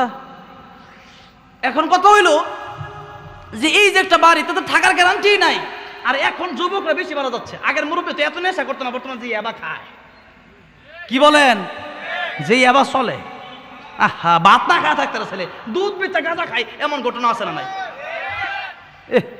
আরে একটা গাঁজা খোর যদি একটা গড়ে থাকে, ওই গড়টা নষ্ট হয়ে যায়। ছেলেরা কোরআন শেখায়, আলেম বানায়েন, আর আপনি ডক্টর ইঞ্জিনিয়ার বানান, তবে আগে কোরআন হাদিসের কিছু মাস্টার মাস্টার শিখাই নিন একজন আলেমের কাছে, তাইলে এই সন্তানটা ভালো হবে। একটা গাঁজা করি আবাকুর মা বাপরে খুন করতে দ্বিধাবোধ করে না, করে নাকি? বাপে উল্লা বলা একবারে গুলি করে দেবো কিন্তু। আহা, এরকম সন্তান বাপে কই সন্তান থাকাতে না থাকাই ভালো ছিল। আমার কি সন্তান জন্ম দিলাম, যারা খাওয়াইলাম পারলাম বড় করলাম, এই সন্তান আমার ইয়াবা খাওয়ার লেগে আমার কখন করবো। এরকম অসংখ্য ঘটনা এই দেশে আছে, নাইলে লক্ষ লক্ষ ইয়াবা ইন্ডিয়া দিয়ে বাংলাদেশে ঢুকে খায় কারা? আমার ভাইরা, আমার মুরব্বী ওজন, আল্লাহ রাব্বুল আলামিন বললেন বান্দারে এই দুনিয়ার দাম আমার কাছে মশার পাকার সমতুল্য নাই। বান্দারে আমি তোর মালিক, তুই আমার গোলাম, অল্প কয়েকদিনের জন্য তোর এই মশার পাখার মতো দাম নাই, এরকম একটা জায়গায় পাঠাইলাম পরীক্ষা দেওয়ার জন্য। বান্দারে পরীক্ষা দিয়া যদি পাস করে আসতে পারো, আল্লাহ বলেন আল্লাযী খালাকাল মাউতা ওয়াল হায়াতা লিয়াবলুয়াকুম আইয়ুকুম আহসানু আমালা। বান্দারে পরীক্ষা করার জন্য আমি আল্লাহ রাব্বুল আলামিন তোরে পাঠাইলাম। আমি আল্লাহ রাব্বুল আলামিন হায়াত আর মওত আর হায়াত সৃষ্টি করলাম। আল্লাহ বলেন হায়াতের আগে মরণ, হায়াতের আগে কি? তার মানে এখানে কয়েকটা ব্যাখ্যা আছে, একটা ব্যাখ্যা আজকে দেবো, কারণ অনেকগুলো ব্যাখ্যা দিতে গেলে যে নোটে শুরু হয়েছে ধৈর্য মানুষের নাই। অনেকগুলো ব্যাখ্যা, একটা ব্যাখ্যা হইলো যে আসল জীবন, আসল হায়াত শুরু হবে কবরে যাওয়ার পরে। আসল হায়াত শুরু হবে কবে? কবরে যাওয়ার পরে। আর এইটা কোনো হায়াত না, এটা এমনি শেষ হয়ে যাবে। আসল মরণ হইলো ওই যে মরবো, ওইটা হলো আসল মরণ। আর আসল হায়াত হলো মরার পরে আল্লাহ আবার জীবিত করবে কবরের ভিতরে, ওইটা হলো আসল জীবন। আল্লাহ বলেন আল্লাযী খালাকাল মাউতা ওয়াল হায়াতা, কার মরণ কখন আসে তোমরা জানো না, আগে মৃত্যুর প্রস্তুতি নাও, পরে হইল আসল হায়াত, ঠিক না বে ঠিক? আমার মরণ আসিবে কখন কেউ তো জানে না, আমার মরণ আসিবে কখন কেউ তো জানে না, আমি মরে গেলে আমায় তোমরা ভুইলা যাইও না, আমি মরে গেলে আমায় তোমরা ভুইলা যাইও না, আমার মরণ আসিবে কখন কেউ তো জানে না, আমার মরণ আসিবে কখন কেউ তো জানে না, এই দুনিয়া চিরজীবন থাকার জায়গা না, অন্ধকার কবর যে আমার আসল ঠিকানা, সবাই রেখে আমায় চলে যাবে সঙ্গী হবে না, সবাই রেখে আমায় চলে যাবে সঙ্গী হবে না, আমার মরণ আসিবে কখন কেউ তো জানে না, আমার মরণ আসিবে কখন কেউ তো জানে না। ও মুসলমান, আমার মুরব্বী বাজিরা, ও আমার ভাইরা, আমার মা বোনেরা যারা আছেন, পর্দার আছেন, আসছেন তো? আচ্ছা, তো আপনাদের পর্দা ঠিক নাই, বাইরে ঘুরে যেমনি ঘুরে, আমি রাস্তার সময় এসে দেখলাম পর্দা নাই, তাহলে ওয়াজ মাহফিলে আইছেন, পর্দা ছাড়া কি দরকার? ওয়াজ মাহফিলে পর্দা ছাড়া কেন আইছেন? হ্যাঁ, আর এই পর্দা তো থাকবে না, এই নারীর দাম আল্লাহর কাছে নাই। যেমন একটা কলা যদি আপনার শিলা দেওয়া হয়, ওই কলাকে আপনি কিনবেন? কেন কিনবেন না? যে কলার ছোলা নাই, কলা খাবো না, ওই কলার মধ্যে মশা বাসে, ওই কলা নষ্ট হয়ে যায়। ঠিক তেমনি ভাবে একটা মহিলা যদি পর্দা না করে, এই মহিলার কোনো দাম নাই আল্লাহর কাছে। আর আজকে আমাদের দেশে এই পর্দার সমস্যার কারণে যত জিনা ব্যভিচার হচ্ছে, এই জিনাগুলো কমে যাবে যদি মানুষ পর্দা করতো। বুঝতে হবে, নারী যদি পর্দা করে, ওই ছেলে সাহস পাবে না। নারী সুযোগ দেয় যেন পুরুষেরা সুযোগ নেয়। যখন আপনি বুর্কা ছাড়া বয়স না, দাদিরা পর্দা করে, নাতিরা পর্দা করে না। দাদি কি হয়েছে? আমি তো বুড়ো হয়ে গেছেন, পর্দা করি। আর নাতি তখন জোয়ান, আর জোয়ান নাই তো সমস্যা। বুড়া বয়সে পর্দা না করলেও সমস্যা নাই, বুড়া বয়সে আকর্ষিত হবে না মানুষ, আর ওই যুবতীর দিকে তো আকর্ষিত হবে। এই জন্য তার পর্দা। ফাতেমা রাদিয়াল্লাহু আনহা ডাক দেখো, আলী আমার প্রাণের স্বামী, আমি মরে যাওয়ার পরে আমার আপনি কাফনের কাপড় দিয়ে একটা মোটা কাপড় দিবেন, আর আমার লাশ রাতে দাফন করবেন, অল্প সময় মানুষ নিয়ে দাফন করে দিবেন। কেন? আমার লাশ কতটুকু লম্বা, কতটুকু মোটা, এটা যেন কেউ না বুঝে। সুবহানাল্লাহ। কোন কি বলে জান্নাতের সর্দারনি কি বলে, আর উত্তর শরীরে কেমন? জান্নাতের সর্দারনি যিনি হবে, উত্তর শরীরে তার মতো না হলে কি জান্নাতে যাওয়া যাবে? সর্দারনি হইল ফাতেমা রাদিয়াল্লাহু আনহা। তিনি কই মরার পরে কাফনের কাপড়ের উপর দিয়ে আরেকটা মোটা কাপড় দিবেন, যাতে আমার লাশ কত লম্বা, কত এটা না বোঝা যায়। উপরে দিয়ে একটা কাপড় দিবেন, লাশের খাটের উপরে দিয়ে। আর আমরা মরার আগে, তিনি মরার পরে এই কথা বলছে, মরার পরে এইভাবে পর্দা করাবেন। আর দেখেন আমাদের নারীরা আজকে এমন বুরকা পরে, যে বুরকা দিয়ে কেউ মানুষ পাগল হয়ে যায়। এটা তো পর্দা না। এমন যদি বুরকা হয় যারা টাইট ফিট, এগুলো বুরকা দিয়ে পর্দা হবে না। বুরকা পড়তে হবে ঢিলা ডালা কালো বুরকা। আর আমরা যারা আছেন পুরুষ ভাইয়ারা, বাবাজিরা, আপনারা বোঝাবেন। আপনি যদি না বোঝান, মানবেন না। আপনি যদি কোন যে হ্যাঁ লোক না, এটা হবে না। আল্লাহ বলছে কু আনফুসাকুম ওয়া আহলিকুম নার। আর আপনি যদি নিজেই খারাপ থাকেন, তাতে কিছু করার নাই। যদি আপনি নিজে ভালো হন, আল্লাহ বলছে কু আনফুসাকুম, আগে নিজে বাঁচো জাহান্নাম থেকে। নিজে যখন দেখবেন ভালো, মোটামুটি নিজে যদি মনে হয় না আমি ভালো, তাহলে নিজের বউর হবো, কোন ভালো হোক, ছেলেরও বলে ভালো হোক, নামাজি হোক, পর্দা করো। কারণ তুমি যদি জাহান্নামে যাও, আল্লাহ আমার জিজ্ঞেস করবে। ছেলে যদি জানেন, তাহলে বাপেরে কিন্তু আল্লাহ ধরবে আগে, যে তোমার ছেলেরে তুমি দুনিয়ার ইনকাম কেমন করা লাগে ওইটা শিখাইলা, ডক্টর বানাইলা, ইঞ্জিনিয়ার বানাইলা, সব শিখাইলা, কিন্তু নামাজি বানাইলা। তুমি বলছো নামাজে যাওয়ার জন্য, 7 বছর বয়স হয়ে গেলে এরপরে সন্তান নামাজ শিখাও, নামাজের আদেশ দাও। এরপরে এই সন্তান 10 বছর হয়ে গেলে নামাজে না গেলে পিটাও। কত কড়া নির্দেশ নবীর। আর আমরা সন্তান 18 বছর ঘুমের সময় সন্তান রে মা কয় না, হ্যাঁ বাপে ডাক দেখো, জোশী মুরস নাকি লিগা। মা কয় আরে ছেলেটা স্বাস্থ্য নষ্ট হয়ে যাচ্ছে, তুমি বলো এখন না, ঘুমাও বাবা ঘুমাও, কম্বলটা সুন্দর করে দিয়ে দেয় মা। না ফজরের সময় কোনো ঘুম চলবো না বাড়িতে। আমার দাদার বয়স প্রায় 100 বছর। কত বছর? আল্লাহ এখনো এক হায়াত দিছে, আল্লাহ আরো এক হায়াত দেখ, বলেন আমিন। আর মাত্র 5 মিনিট কথা বলবো। আমার নানা কত যে মহব্বত করেন, আমার নানার এই কোটিটা আজকে হাত দিয়ে যাবো আমি। নানা একটা কোটি পিনছি, এটা হাত দিয়ে যাবো আমি আজকে। নেন এখন ও গজল শোনাবো। আজকে এতগুলো মানুষ আসছে, গরম লাগতেছে। নেন নানা এই কোটিটা হাত দিয়ে লয়ে যান, নেন। আমার নানা আমার খুব ভালোবাসে, আইসা কইতেছে সময় হয়েছে, আমি কই ওইসে বুঝছি, শেষ করতেছি, আর একটু গজল গাইলে দরকার আছে না? আমার তো না কি লেখছে, শিল্পীও তো লেখছে নাকি? হ্যাঁ ওকে, শুরু করতেছি ইনশাল্লাহ। আমার নানা অনেক আবদার করে লাইছে, কারণ সবই শোনাবো ইনশাল্লাহ। আমি কিন্তু ফাঁকি দেওয়ার লোক না। অন্যান্য বক্তারা এই আধা ঘন্টা 1 ঘন্টা কয়, আমি ফরমে লিখছি 1.5 ঘন্টা, কিন্তু আমি গিয়া করি 2.5 ঘন্টা 3 ঘন্টা। হুজুর এতক্ষণ খেলে গিয়া আমি কইছি যারা বসে রয়েছে দেখতে শোনার লেগে তো বসছে, তার একটু কুই আছে, একটু দোয়া লয়ে যায়। আচ্ছা আমার ভাইরা, আমার মুরব্বী বাবাজিরা, তাহলে শুধু নারীদেরকে বললে হবে না, আপনারাও বলবেন। আমরা ওয়াজ করলে তো নাও শুনতে পারে, কারণ আমরা তো তাদেরকে ভাত কাপড় দিই না। আপনারা ভাত কাপড় দেন, আপনাদের বলে শুনতে হবে, আর না শুনলে বিপদ আছে, ঠিক না বে ঠিক? আচ্ছা এবার আসুন আমার ভাইরা, আমার মুরব্বী বাবাজিরা, আল্লাহ রাব্বুল আলামিন বলেন তোমাদের মালিক আমি, তোমরা আমার গোলাম। এখন যারা ইমানদার 1 নম্বর কাজ হলো তোমার নামাজ পড়বা। কি পড়বেন? ওয়াজ কিন্তু বেশি কঠিন না, ওয়াজ সহজ, কিন্তু এটা আমরা কঠিন বানাই। যেমন আপনি সুবহানাল্লাহ আলহামদুলিল্লাহ পড়ছেন, মানে এই পৃথিবী যত ফাঁকা জায়গা আছে আল্লাহ সব ফাঁকা জায়গাগুলো আপনার জন্য সব দিয়া ভরপুর করে দিছে। আপনি জোরে কোন সুবহানাল্লাহ, আবার বলেন আলহামদুলিল্লাহ। ওয়াজ কারে কয়? ওয়াজ মায়ের দিকে তাকাবেন, বাপের দিকে তাকাবেন, এমনি তাকাইছেন, মনে করেন আমার বাবা উনি দিকে তাকাইলাম, কবুল হজর সব।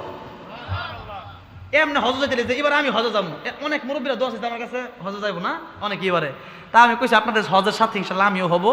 অলরেডি 1 লাখ টাকা জমা দেওয়া হয়েছে। আমার কইছে আপনি হজ যাইতে যা টাকা লাগে না অর্ধেক দিয়েন। আমি বলছি ঠিক আছে, দিব না। তো এখন আমিও তো হজে যাচ্ছি, আল্লাহ যেন যাওয়ার তৌফিক দান করেন। এখন হজে গেলে মনে করেন এমনি 8-10 লাখ টাকা লাগে, লাগে না? 8-10 লাখ টাকা লাগে, টাকা লাগে। দেখেন আপনি হয়তো দেহ দিয়ে ইবাদত করবেন, নাহলে আর্থিকভাবে ইবাদত করবেন, আর্থিক নাহলে দৈহিক। যেমন নামাজ হইলো দৈহিক ইবাদত, এটা আপনি একজন নামাজ পড়ে তারা কয়ে দিলেন যে তুমি 4 টাকা পড়বা, তো আমি 500 টাকা তোমার দিলাম, তুমি 8 টাকা ফিরে দিও, কি আপনার নামাজ হবে নাকি? হবে না।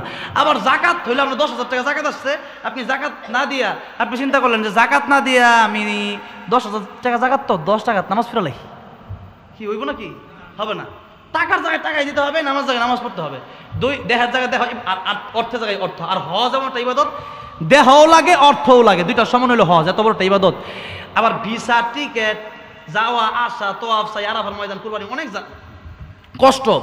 এখন এই হজ করতে এত কষ্ট, তাও বছরে করা যায় একবার। বছরে কয়বার? একবার। ওয়াজ কত সহজ দেখেন, আমরা তাহলে ওয়াজটা করি মানে নবী কয় মায়ের দিকে একবার তাকাও, বাপের দিকে একবার তাকাও, 2টা কবুল হজের সওয়াব। সাহাবী বলেন ইয়া রাসূলুল্লাহ, ইয়া হাবিবাল্লাহ, মার বাবার দিকে যদি 100 বার তাকায় আল্লাহ কি 100 কবুল হজের সওয়াব দিবে? আল্লাহ কই 100। নবী বলেন 100 বার কেন?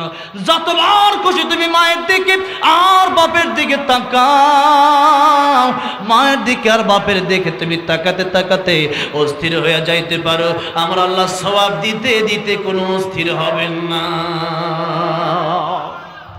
মায়ের চোখে ঝরলে পানি আল্লাহর আরশ কাঁইপা যায়, কান্দে না যেন মায়, কান্দে না যেন মায়।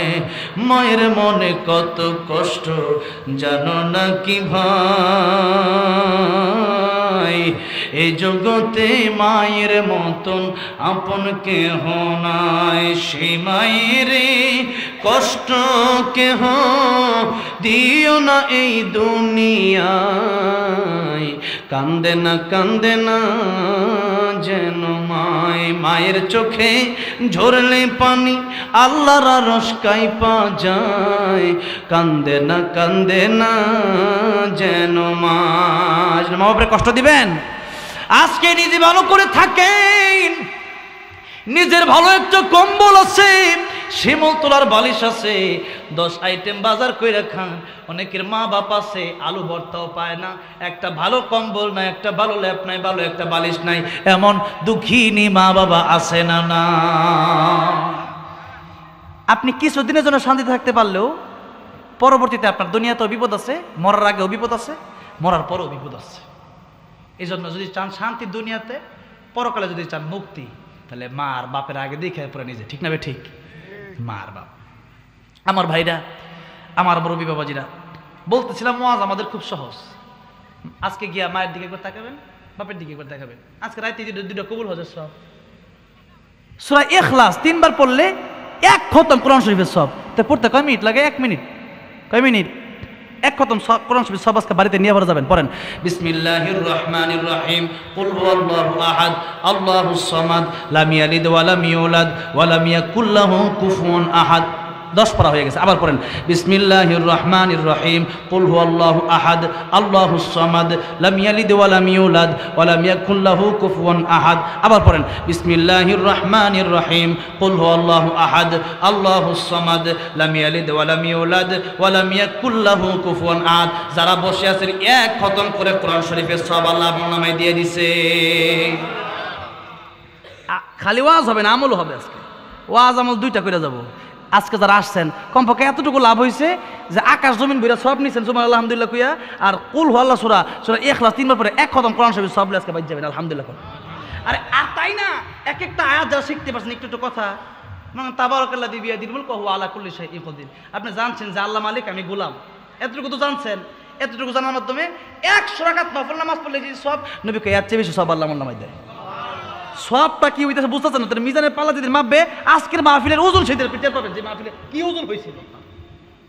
আমি তো আসি কিছু কথা বলি, তবে কথা সবভাবে বলতে হবে। মানুষের একটা মন বুঝ যত কথা বলার দরকার আছে না, ঠিক না ভাই? ঠিক। এখন সবভাবে বলতে হয়, বোঝানোর ক্ষেত্রে একটু মাঝে মধ্যে ডাইনে বামে যাওয়া লাগে, কিন্তু বেশিরভাগ কথা আমার কোরআন থেকেই হবে। আপনি আমার ওয়াজ শুনবেন, দেখবেন প্রায় 100 আয়াত থাকবে কোরআনের। আর শহরে যখন ওয়াজ করি তখন 200-250 আয়াত বলি। শহরের মানুষ আরও বেশি তাফসীর তারা শোনে, গ্রামের মানুষ সহজে বসতে চায় না আর কি।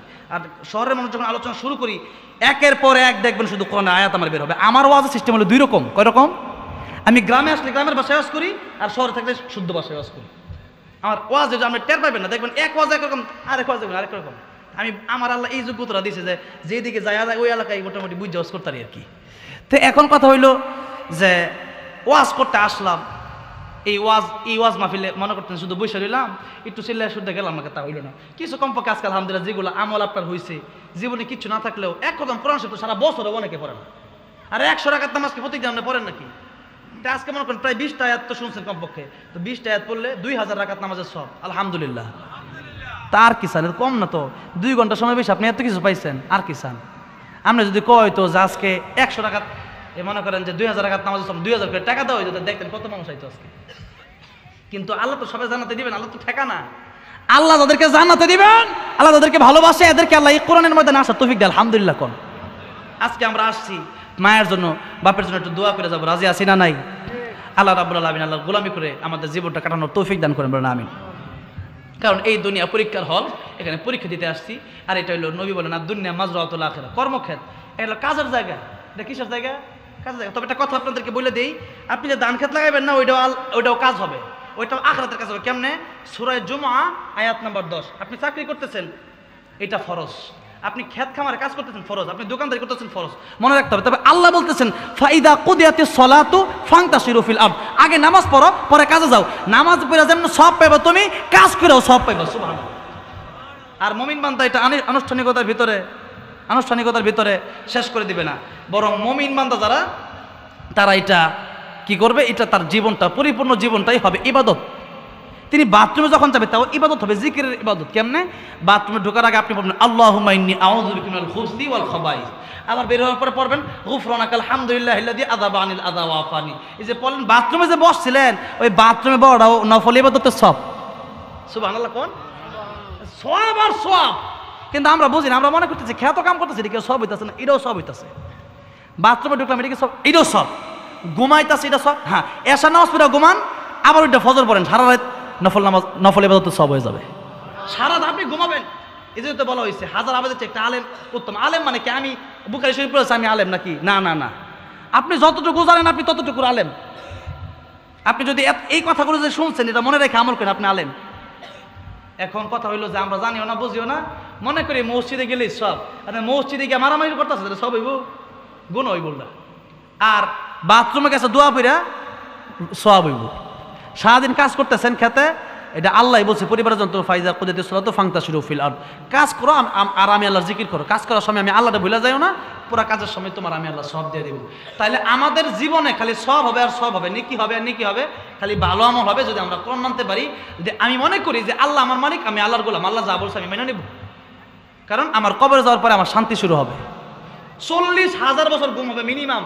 যে সবচেয়ে কম ঘুমাবে সে কয় হাজার বছর ঘুমাবে? 40,000 বছর যদি আপনি কবরে গিয়ে ঘুমান, তাহলে আপনি তো এখন 40 বছর হায়াতি পাইছেন, আপনি কি এর ঘুম ঘুমাবার লাগে ফজর নামাজটা কাজা করতেছেন? আপনি এখন নামাজ পড়েন, আল্লাহ 40,000 বছর ঘুমে তৌফিক দিবে। আর যদি এখন নামাজ না পড়েন 40,000 বছর মিনিমাম করে ডান্ডার বাড়ি খেতে হবে। এক একটা ডান্ডা কি পাওয়ার কি দেয়, এক একটা হাতুড়ির পাওয়ার কি, আগুনের লোহা হবে, আগুনের হাতুড়ি হবে, আর এক একটা বাড়ি দিলে উহুদ পাহাড় 8 মাইল লম্বা, উহুদ পাহাড়টা চূর্ণ বিচূর্ণ হয়ে যাবে।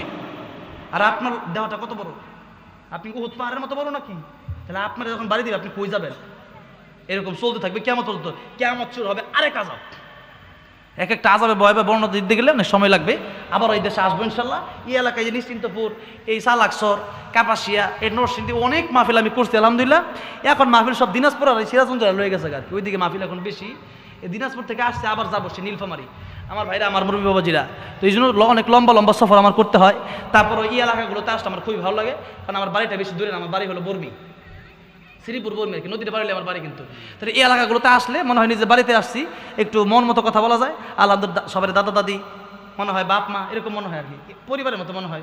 এই জন্য এলাকাগুলোতে আসলে আমার খুবই ভালো লাগে। এই যে উনি আমার নানা, আমার আসল নানা মারা গেছে আমার জন্মের আগেই, তো আমার নানার তো আমি কোনোদিন দেখি নাই, কিন্তু ওনার নানা ডেকে আমি সে আমার নানার সাতটা পাই আলহামদুলিল্লাহ। আল্লাহ যখন এক দান করেন নানাকে বলেন আমিন। এরপরে এই এলাকার যত মুরব্বীরা আছেন আলহামদুলিল্লাহ, এদের যথেষ্ট আপ্যায়ন, আমাকে যথেষ্ট মোহাব্বত করছে, আল্লাহ এদেরকে এক দান করুক। 11:30 উপরে বেজে গেছে, আর কি গজল গাওয়া লাগবে? আচ্ছা, ও মদিনার মাটিরে, এরপরে আর কি, হ্যাঁ সাইদি, আল্লামা সাইদি। ও আচ্ছা ঠিক আছে, বুঝছি। গজল যেগুলো বলছে আমার, আমিও গাইছি, কিন্তু আমার সবগুলো মুখস্থ নাই, তারপরও দেখি গাওয়া যায় কিনা। আল্লামা সাইদি রহমতুল্লাহ আলীকে গাওয়ার জন্য বলছেন এই জন্যই যে আল্লামা সাইদিকে আমরা ভালোবাসি। তার বয়ান শুনে অনেক মানুষ নামাজি হয়েছে, তার বয়ান শুনে অনেক মানুষ রোজাদার হয়েছে, তার বয়ান শুনে অনেক মহিলারা পর্দা করছে, তার বয়ান শুনে অনেক মানুষ সন্তানকে মাদ্রাসায় দিছে। আমি নিজেই যে বক্তা হয়েছি তার প্রথম ভূমিকা আল্লামা সাইদি। কার ভূমিকাটা কে? আল্লামা সাইদি। আল্লামা সাইদি ওয়াজ শুনতাম মোবাইলে, তখন অডিও রেকর্ডে ছোটবেলা, তখন শুনতাম আর বলতাম আমি এরকম একদিন বক্তা হব। এই যে নিয়ত করছিলাম, আল্লাহ আসলে বানাই দিয়েছে আলহামদুলিল্লাহ। আমি তো জানি না এরকম বক্তা এই বয়সে হবো, আরো ভাবছিলাম আরো 40-50 বছর হবে, এখন বয়স্কের মতো 24। হ্যাঁ 2024 সাল, আমার বয়স 24 আর কি, 24 বছর। তো এখন আল্লাহ এই বয়সে আনছে, আল্লাহ শুকরিয়া আলহামদুলিল্লাহ। তো কথা হইল কি যে আল্লামা সাইদিকে আমরা কিন্তু মনে করেন যে ভালোবাসি আল্লাহর কোরআনের জন্য, যে আল্লাহর কোরআনের পাখি তিনি কোরআনের একজন আসল। এটা শুধু বক্তা অনেক আছে, কিন্তু সবাই কোরআনের কথা বলে না। অনেক বক্তা আছে দেখবেন একটা ঘটনা কয়ে পরে বস শেষ, আছে না নাই? তাহলে ঘটনা করলে তো ঘটনা, হ্যাঁ শিক্ষার জন্য আপনি ঘটনা বলতে পারেন, সেই ঘটনা শুরু যে করছে ওয়াজের শুরুতে আর শেষ করছে রাত 12টার সময়, তো ওয়াজ করে কি বুঝলো বেটা? একটা ঘটনা দেখো জায়গা ওয়াজ করতে পারে কি কয়, আমারও শুনে আমি কয়টা ঘটনা কই আর কয়টা ওয়াজ করি। ওয়াজ করতে হবে আগে কোরআনের আয়াত বেশি বলতে হবে, পরে রাসূলের হাদিস বেশি বলতে হবে, এরপরে ঘটনা। ঠিক না ভাই? ঠিক। শিক্ষার জন্য আপনি বলতে পারেন। আমিও তো বলছি একদিন শুরু 5 মিনিট 10 মিনিট করে বলছি না, বলছি। এর মানে এই না যে আলহামদুলিল্লাহ কে ওয়াজ ঘটনাটা ঢুকলাম, ওই ঘটনার সারতাছি না আজকে, ঘটনা শেষ আমার ওয়াজ শেষ হয়ে যাবে। তা আমার আপনি হারাত বয়ে দেন, ওয়াজ শেষ হবে না আজকে দেখেন না। আমি বুঝতেছি এখন যে আপনাদের কষ্ট হচ্ছে, সেই কারণে আর কি আমি যামোগা, কারণ আমার যাওয়ার ইচ্ছা নাই, আমার আজকে থাকার ইচ্ছা আছে, প্রত্যেকদিন যাওয়ার ইচ্ছা, কিন্তু এনতে যাবো গাজীপুর বুট বাজার আমার মাদ্রাসা, এনতে যাবো লাগবে 1 ঘন্টা। আমি আসতে আইডিয়াটা গেলেও যাইতাম সকালে নাকি। যাক আলহামদুলিল্লাহ। আল্লামা সাইদির গজলটা আমি গাই প্রথমে, যেহেতু আল্লামা সাইদির অনেক ভক্ত এখানে আছেন। আমরা আল্লামা সাইদিকে অন্য কোনো কিছুর জন্য না, আমরা কোরআনের জন্য ভালোবাসি। ঠিক না ভাই? ঠিক ইনশাআল্লাহ। আল্লামা সাইদি তুমি মরণে শহীদ হয়েছ, তুমি এটাই জানি, শহীদ হয়েছ তুমি এটাই জানি। কারাগারে কাটালে 13টি বছর, বাতিল কেঁপেছে তোমায় দেখে থর থর। ঠিক না বেঠে? কারাগারে কাটালে 13টি বছর, বাতিল কেঁপেছে তোমায় দেখে থর থর। তুমি যে ছিলে মোদের নয়ন মনি, শহীদ হয়েছ তুমি এটাই জানি।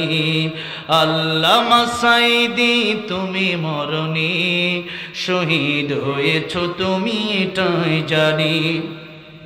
দেহ মাঝে যতদিন ছিল তব প্রাণ, বলেছিলে তুমি সেই প্রভুর কালাম। তাই তো ভাবি তোমায় প্রতিদিনই, শহীদ হয়েছ তুমি তাই জানি। দেখা তো হবে না আর এই জীবনে, দেখা হবে জান্নাত ফুল বাগানে। দেখা তো হবে না আর এই জীবনে, দেখা হবে জান্নাত ফুল বাগানে। এই আশা কবুল করো আল্লাহ তুমি, পড়েন আমিন। এই আশা কবুল করো আল্লাহ তুমি, শহীদ হয়েছ তুমি এটাই জানি। আল্লামা সাঈদী তুমি মরণি, শহীদ হয়েছ তুমি এটাই জানি, শহীদ হয়েছ তুমি এটাই জানি। আল্লাহ আল্লামা সাঈদীর কবরকে তুমি জান্নাতের উচ্চ মাকাম বানায় দাও, সকলে বলেন আমিন।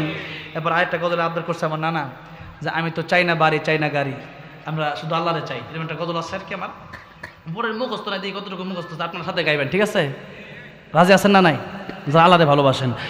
আমি তো চাই না বাড়ি চাই না গাড়ি, চাই না দুনিয়াদারি, চাই না সোনা দানা গয়না, কিছুই তোমাকে ছাড়ি। বলা যাবে না এতটুকু? আমরা কিচ্ছু চাই না, যদি আমরা আল্লাহরে পাই তাহলে মাল্লাহুল মাওলা ফালাহুল কুল। আল্লাহ যদি পেয়ে যায় তাম পৃথিবীটা আমাদের পায়ের তলে আসবে, ঠিক না বেটি? আর আল্লাহরা না পাইলে আপনার টাকা পয়সা থাকতে পারে, সোনা দানা থাকতে পারে, কিন্তু আপনি খাইতে পারবেন না, ছেলে কথা শুনবে না, মেয়ে কথা শুনবে না, আপনার জীবনে দেখবেন খাওয়ার রুচি নাই, খাইলে ডায়াবেটিস, এই সমস্যা সেই সমস্যা, সমস্যা অনেক থাকতে পারে। আমরা সবার দুনিয়াটা তো আসলেই কঠিন। এরপর আরেকটা কথা আছে যে টাকা পয়সা থাকলেও যারা আল্লাহরে মানে যারা নামাজ পড়ে না, এদের ভিতরে আসলে শান্তি নাই। যারা আসল নামাজ এদের ভিতরে শান্তি আছে, সেফার বছর খাইলে এদের ভিতরে শান্তি আছে না নাই? যদি বলতেছি আমি তো চাই না বাড়ি চাই না গাড়ি, চাই না দুনিয়াদারি, চাই না সোনা দানা গয়না, কিছুই তোমাকে ছাড়ি। ওয়াল্লাহি তাল্লাহি ইন্নী উরিদু রিদাকা ফালা উবলি ইন ইবতুলিতু বিবালাইকা। ইরদু আন্না ইরদু আন্না ইরদু আন্না রব্বানা, ইরদু আন্না ইরদু আন্না ইরদু আন্না রব্বানা। আমি তো চাই না সে সুখ, চাই না সে শান্তি, যে শান্তিতে রবে না তোমার সন্তুষ্টি। এরকম শান্তি আমরা চাই, আল্লাহর সন্তুষ্টি যেখানে আছে সেই শান্তি আমরা চাই। আমি তো চাই না সে সুখ, চাই না সে শান্তি, যে শান্তিতে রবে না তোমার সন্তুষ্টি। আমি তো দুঃখ পেয়েও কষ্ট পেয়েও থাকতে পারি হাসি মুখে, তুমি যদি থাকো খুশি থাকো রাজি আমার দুঃখে, ঠিক না বে ঠিক?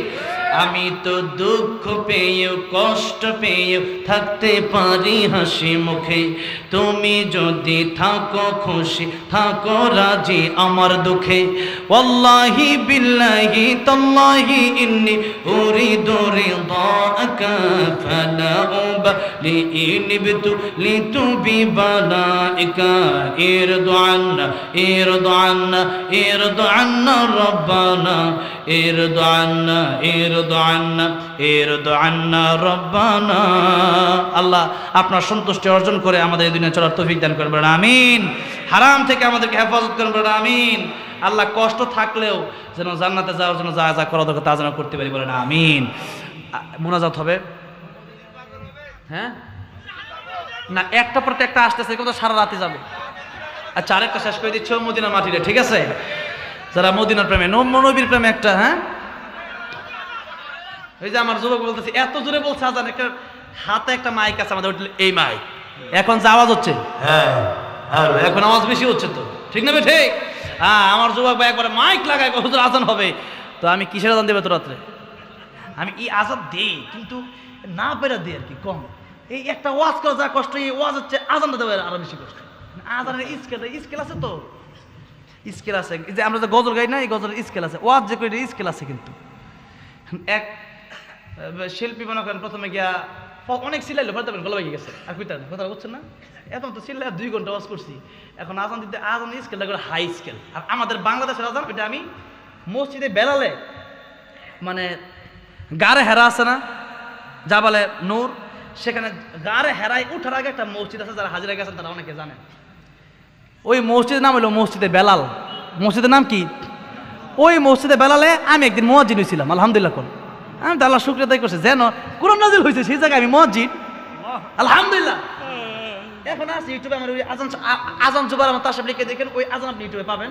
পরে আমি লিখলাম, দেখছেন অনেকেই ওই মসজিদে বেলার আগে আমি আজান দিয়েছিলাম, ওইটা ফেসবুকে দিয়েছিলাম, কোটি কোটি মানুষ সেবার আজানটা দেখছে। তা আমি কইছি যে আমার সৌদি আরবের আজান যেমন লাগে তার চেয়ে বেশি আমাদের কারি উবাইদুল রহমতুল্লাহ আজান দিত বাইতুল মুকাররম, ওই আজান আমার কাছে বেশি ভালো লাগে। তো দেবো, একটু কষ্ট হবে তো তাহাজ্জুদের আজান দিয়ে দিই নাকি? আরে ও গজল গেলেই ওই যে মক্কা মদিনায় আজান হয় 6 বার, কয়বার আমি তো জানেন না, কারণ গেছেন না যে আল্লাহ আমার অনেকবার নিছে আলহামদুলিল্লাহ। তো আমি থাকি মক্কা মদিনা লইয়া, তো এখন মক্কা মদিনা 6 বার কেন, মানে বাংলাদেশের মানুষ তো ওই ফজর আজান দিলে ওইটাই উঠতে চায় না, উঠে নাকি গুমা। আর মক্কা মদিনায় তো মানুষ তাহাজ্জুদের আজানও দেয়। কিসের আজান দেয়? তাহাজ্জুদের আজান এক্সট্রা দেওয়া হয়, তখন মানুষ তাহাজ্জুদ আগে পড়ে, এরপরে ফজর আজান হয়, 3টার দিকে তাহাজ্জুদ আজান দেওয়া হয়, যারা গেছে তারা জানে। তো এখন মনে করেন আজকে তাহাজ্জুদ আজান একটু দিয়ে যাবো নাকি, তাহলে আগে ও মদিনার মাটিতে গজলটা গেলই, যেটা গাওয়ার পরেই আল্লাহ মদিনা যাওয়ার তৌফিক দিছে আমারে, শুনবেন আলহামদুলিল্লাহ। এতগুলো এখনো মানুষ, শত শত মানুষ বসে আছে, আমি না গাইলে এটা খারাপ দেখা যায়। ও মদিনার মাটি রে, সকল সুখ বুঝি তোর কপালে, ও মদিনা রে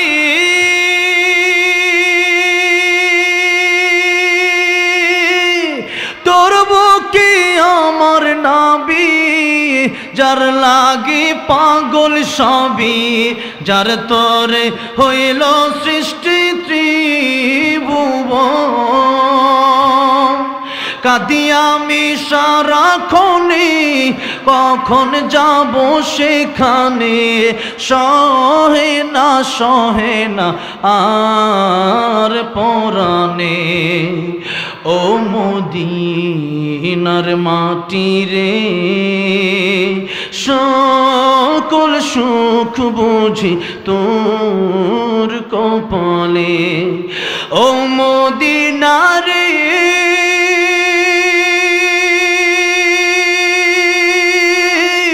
পাখি যদি হতাম আমি, উড়ে উড়ে যেতাম আমি, থাকতো না মনে কোনো যন্ত্রণা, দেহে নাই পাখায় আমার, সাথে নাই টাকায় আমার, কেমনে কেমনে যাব সেখানে, ও মদিনার মাটি রে, সকল সুখ বুঝি তোর কপালে। আল্লাহ গো, জীবনে একবার হলেও মক্কা মদিনা সবাই দেখার তৌফিক দিমি দিয়া দিও, জোরে জোরে বলেন আমিন। আল্লাহ রাব্বুল আমিন যে নবীকে একবার স্বপ্নে দেখলে জাহান্নামের আগুন হারাম হয়ে যায়, জান্নাত তার জন্য ওয়াজিব হয়ে যায়, সেই নবীর দিদার জীবনে একবার হলেও তুমি নসিব আমাদের করে দিও, জোরে বলেন আমিন। এখনই মোনাজাত হবে, আর আজানটা না দেই, কিন্তু পাবলিক বড় মারাত্মক। হ্যাঁ মাশাআল্লাহ, জনগণ এত মারাত্মক যে এটা ছুটার সিস্টেম নাই, সিস্টেম করে শুধু সিস্টেম নেই। তা আজান দিয়ে দিব কারি উবাইদুর রহমতুল্লাহ আলী, এই আজান দিয়ে অনেকেই মনে করে মক্কা মদিনা এমনি আজান দেয় না, মক্কা মদিনা আজানের সিস্টেমটা হলো এমনি, আল্লাহু আকবার আল্লাহু আকবার, একটা দিলাম আর কি, পড়া দিতাম না, কারণ পড়া দিলে পড়া একবার দিয়ে আবার আবার লাগবো। বাংলাদেশও আমি বাংলাদেশ আছে, বাংলাদেশেই থাকি, ঠিক না? ঠিক। কারি উবাইদুর রহমতুল্লাহ যে আজান দিতেন ওইটাই আমি বেশি পছন্দ করি, আমার কাছে বেশি ভালো লাগে। আমাদের মানুষরা কারি উবাইদুর রহমতুল্লাহ আলী অনেক বড় একজন কারি ছিলেন, অনেক বড় একজন আলেম ছিলেন, আল্লাহ ওনার কবরকে জান্নাতের উচ্চ মাকাম বানাতেন বলেন আমিন। উনি এই আজানটা আমাদের দেশে দিতেন, এই আজানটা আমি এখন বাংলাদেশের মানুষ মাহফিলে গেলে পরে হুজুর শোনা যান, আমি কই ঠিক আছে, সিস্টেম কোনো নাই, একটা সিস্টেম আসলে তাহাজ্জুদের, রাত 11:15 বাজে, তো এত রাতে আজান দিলে কিছু মানুষ তাহাজ্জুদ নামাজ পড়ে গিয়া, নাকি বলেন? তাহাজ্জুদ পড়েন, তাহাজ্জুদ পড়ে দেখেন কি মজা, তাহাজ্জুদ পড়ে যে মজা, আপনি সোনা দানা গয়না গাঁটি পাইলে এই মজা পাবেন না, ঠিক না? ঠিক। ওয়াল্লাযীনা আমানু আশাদ্দু হুব্বান। ইব্রাহিম আলাইহিস সালামকে কইছিল যে আগুনে ফেলা দিমু। ইব্রাহিম আলাইহিস সালামরে জিবরাইল আলাইহিস সালাম আসলে হেফাজত করার জন্য কয়, ইব্রাহিম আলাইহিস সালাম জিবরাইল আলাইহিস সালামকে বলতেছেন, জিবরাইল শোনো, আগুনে ফালা দিবে আমরা, তুমি বাঁচানোর দরকার নাই, আমার আল্লাহ কি অন্ধ? আমার আল্লাহ যদি আমি ইব্রাহিম আগুনে প্রত্যেক খুশি হয়, আমার আল্লাহর খুশির জন্য আমি একবার দুইবার না, আমি 1000বার আগুনে জ্বলবো। সুবহানাল্লাহ। তো আমরাও সবচেয়ে বেশি ভালোবাসি কাকে? সারা রাত শুধু ঘুমায় না, একটু আগে এটা তাহাজ্জুদ পড়েন, দেখবেন অন্তর শান্তি লাগবে, টাকা কামাবেন, বরকত হবে, চলাফেরা করবেন, শান্তি হবে, অ্যাক্সিডেন্ট থেকে আল্লাহ হেফাজত করবে। আল্লাহু আকবার, আল্লাহু আকবার। আল্লাহু আকবার জোরে বলতে হবে, নাহলে আজান বন্ধ করে দিন। আল্লাহু আকবার,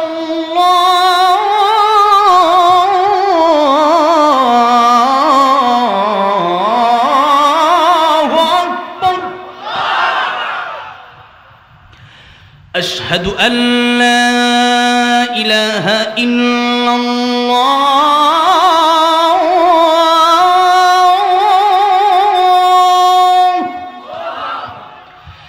আশহাদু আল্লা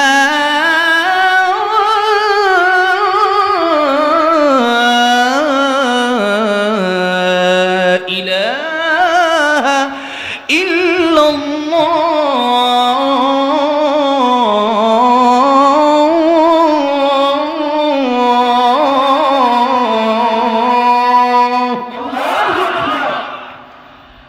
আশহাদু আন্না মুহাম্মাদার রাসূলুল্লাহ,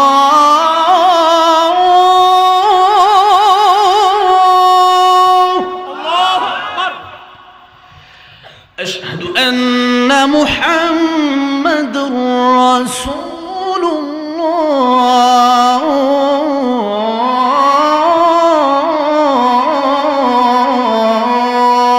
কে পর্যন্তই থাক, আরেকদিন ইনশাআল্লাহ বড়া দিব মনে। আজকে আল্লাহ আকবার জুই দিতেছে না, দোয়া করি। অনেকের আব্বা আম্মা যখন দোয়া চাইছে, আমার নানার আব্বা আম্মা তো নাই, নানা আমার কুটি পুরে ফেলছে, মারহাবা কোন, মারহাবা। হ্যাঁ নাতির কুটি নানা পড়ছে, মাশাআল্লাহ। কি নানা কোন? মা অসুস্থ, মামা সমস্যা, অসুস্থ। আমাদের নানা বলছে বড় মা একটু অসুস্থ, এরপরে হইলো মামা অসুস্থ, একটু সমস্যা আছে, আল্লাহ যেন সমাধান করে দেন। নানি নানি নানি আর আমাদের কেশিয়ার ছেলের জন্য দোয়া, এবং ওনার আমার নানার নানি অসুস্থ, আল্লাহ যেন শিফা দান করবেন। ওনার নাতি, ওনার নাতি নাম কি? দুলা? না না না, আমরা জানি কি ডাক্তার নুরুস, আমার সাথে অনেকক্ষণ কথা হয়েছে আমার লগে, আমরা লগে যাই। আর উসমানের ছেলে ছোট্ট, উসমানের ছেলে ছোট্ট, উসমান, উসমান কেশিয়ার উসমানের ছেলে, কেশিয়ার উসমান সাহেবের ছেলে, কেশিয়ার ওই যে আমাদের যুবক ভাই যে কই গেছে গা? ও আচ্ছা, উনিও অনেক চেষ্টা করছে, অনেক মেহনত করছে মাহফিলের জন্য। আমার নানা আলহামদুলিল্লাহ এই মাহফিলটা আমাকে দাওয়াত করছে খুব অল্প সময়ের ভিতরে। আমার কষ্ট হয়ে যায় মাহফিল করতে এখন বেশি মাহফিলে, তারপর আমি আসছি। আমার নানা মাওলানা মোহাম্মদ হাফিজউদ্দিন সাহেব, সবাই দোয়া করবেন, ভালোবাসবেন ইনশাল্লাহ। আমার যে ভালোবাসতেন নানারে বলবেন, আর আমার লোক কথা কইতে মন চাইলে নানারে বলবেন যে আমার ফোন দিবার লাগিয়া, ঠিক আছে? ফোন দিন যে আমারে, ফ্রি থাকলে কথা কমনে। সভাপতি সাহেব, এই যে সভাপতি সাহেব উনি, হ্যাঁ ও আচ্ছা আচ্ছা, হ্যাঁ বলতেছি। আর হইলো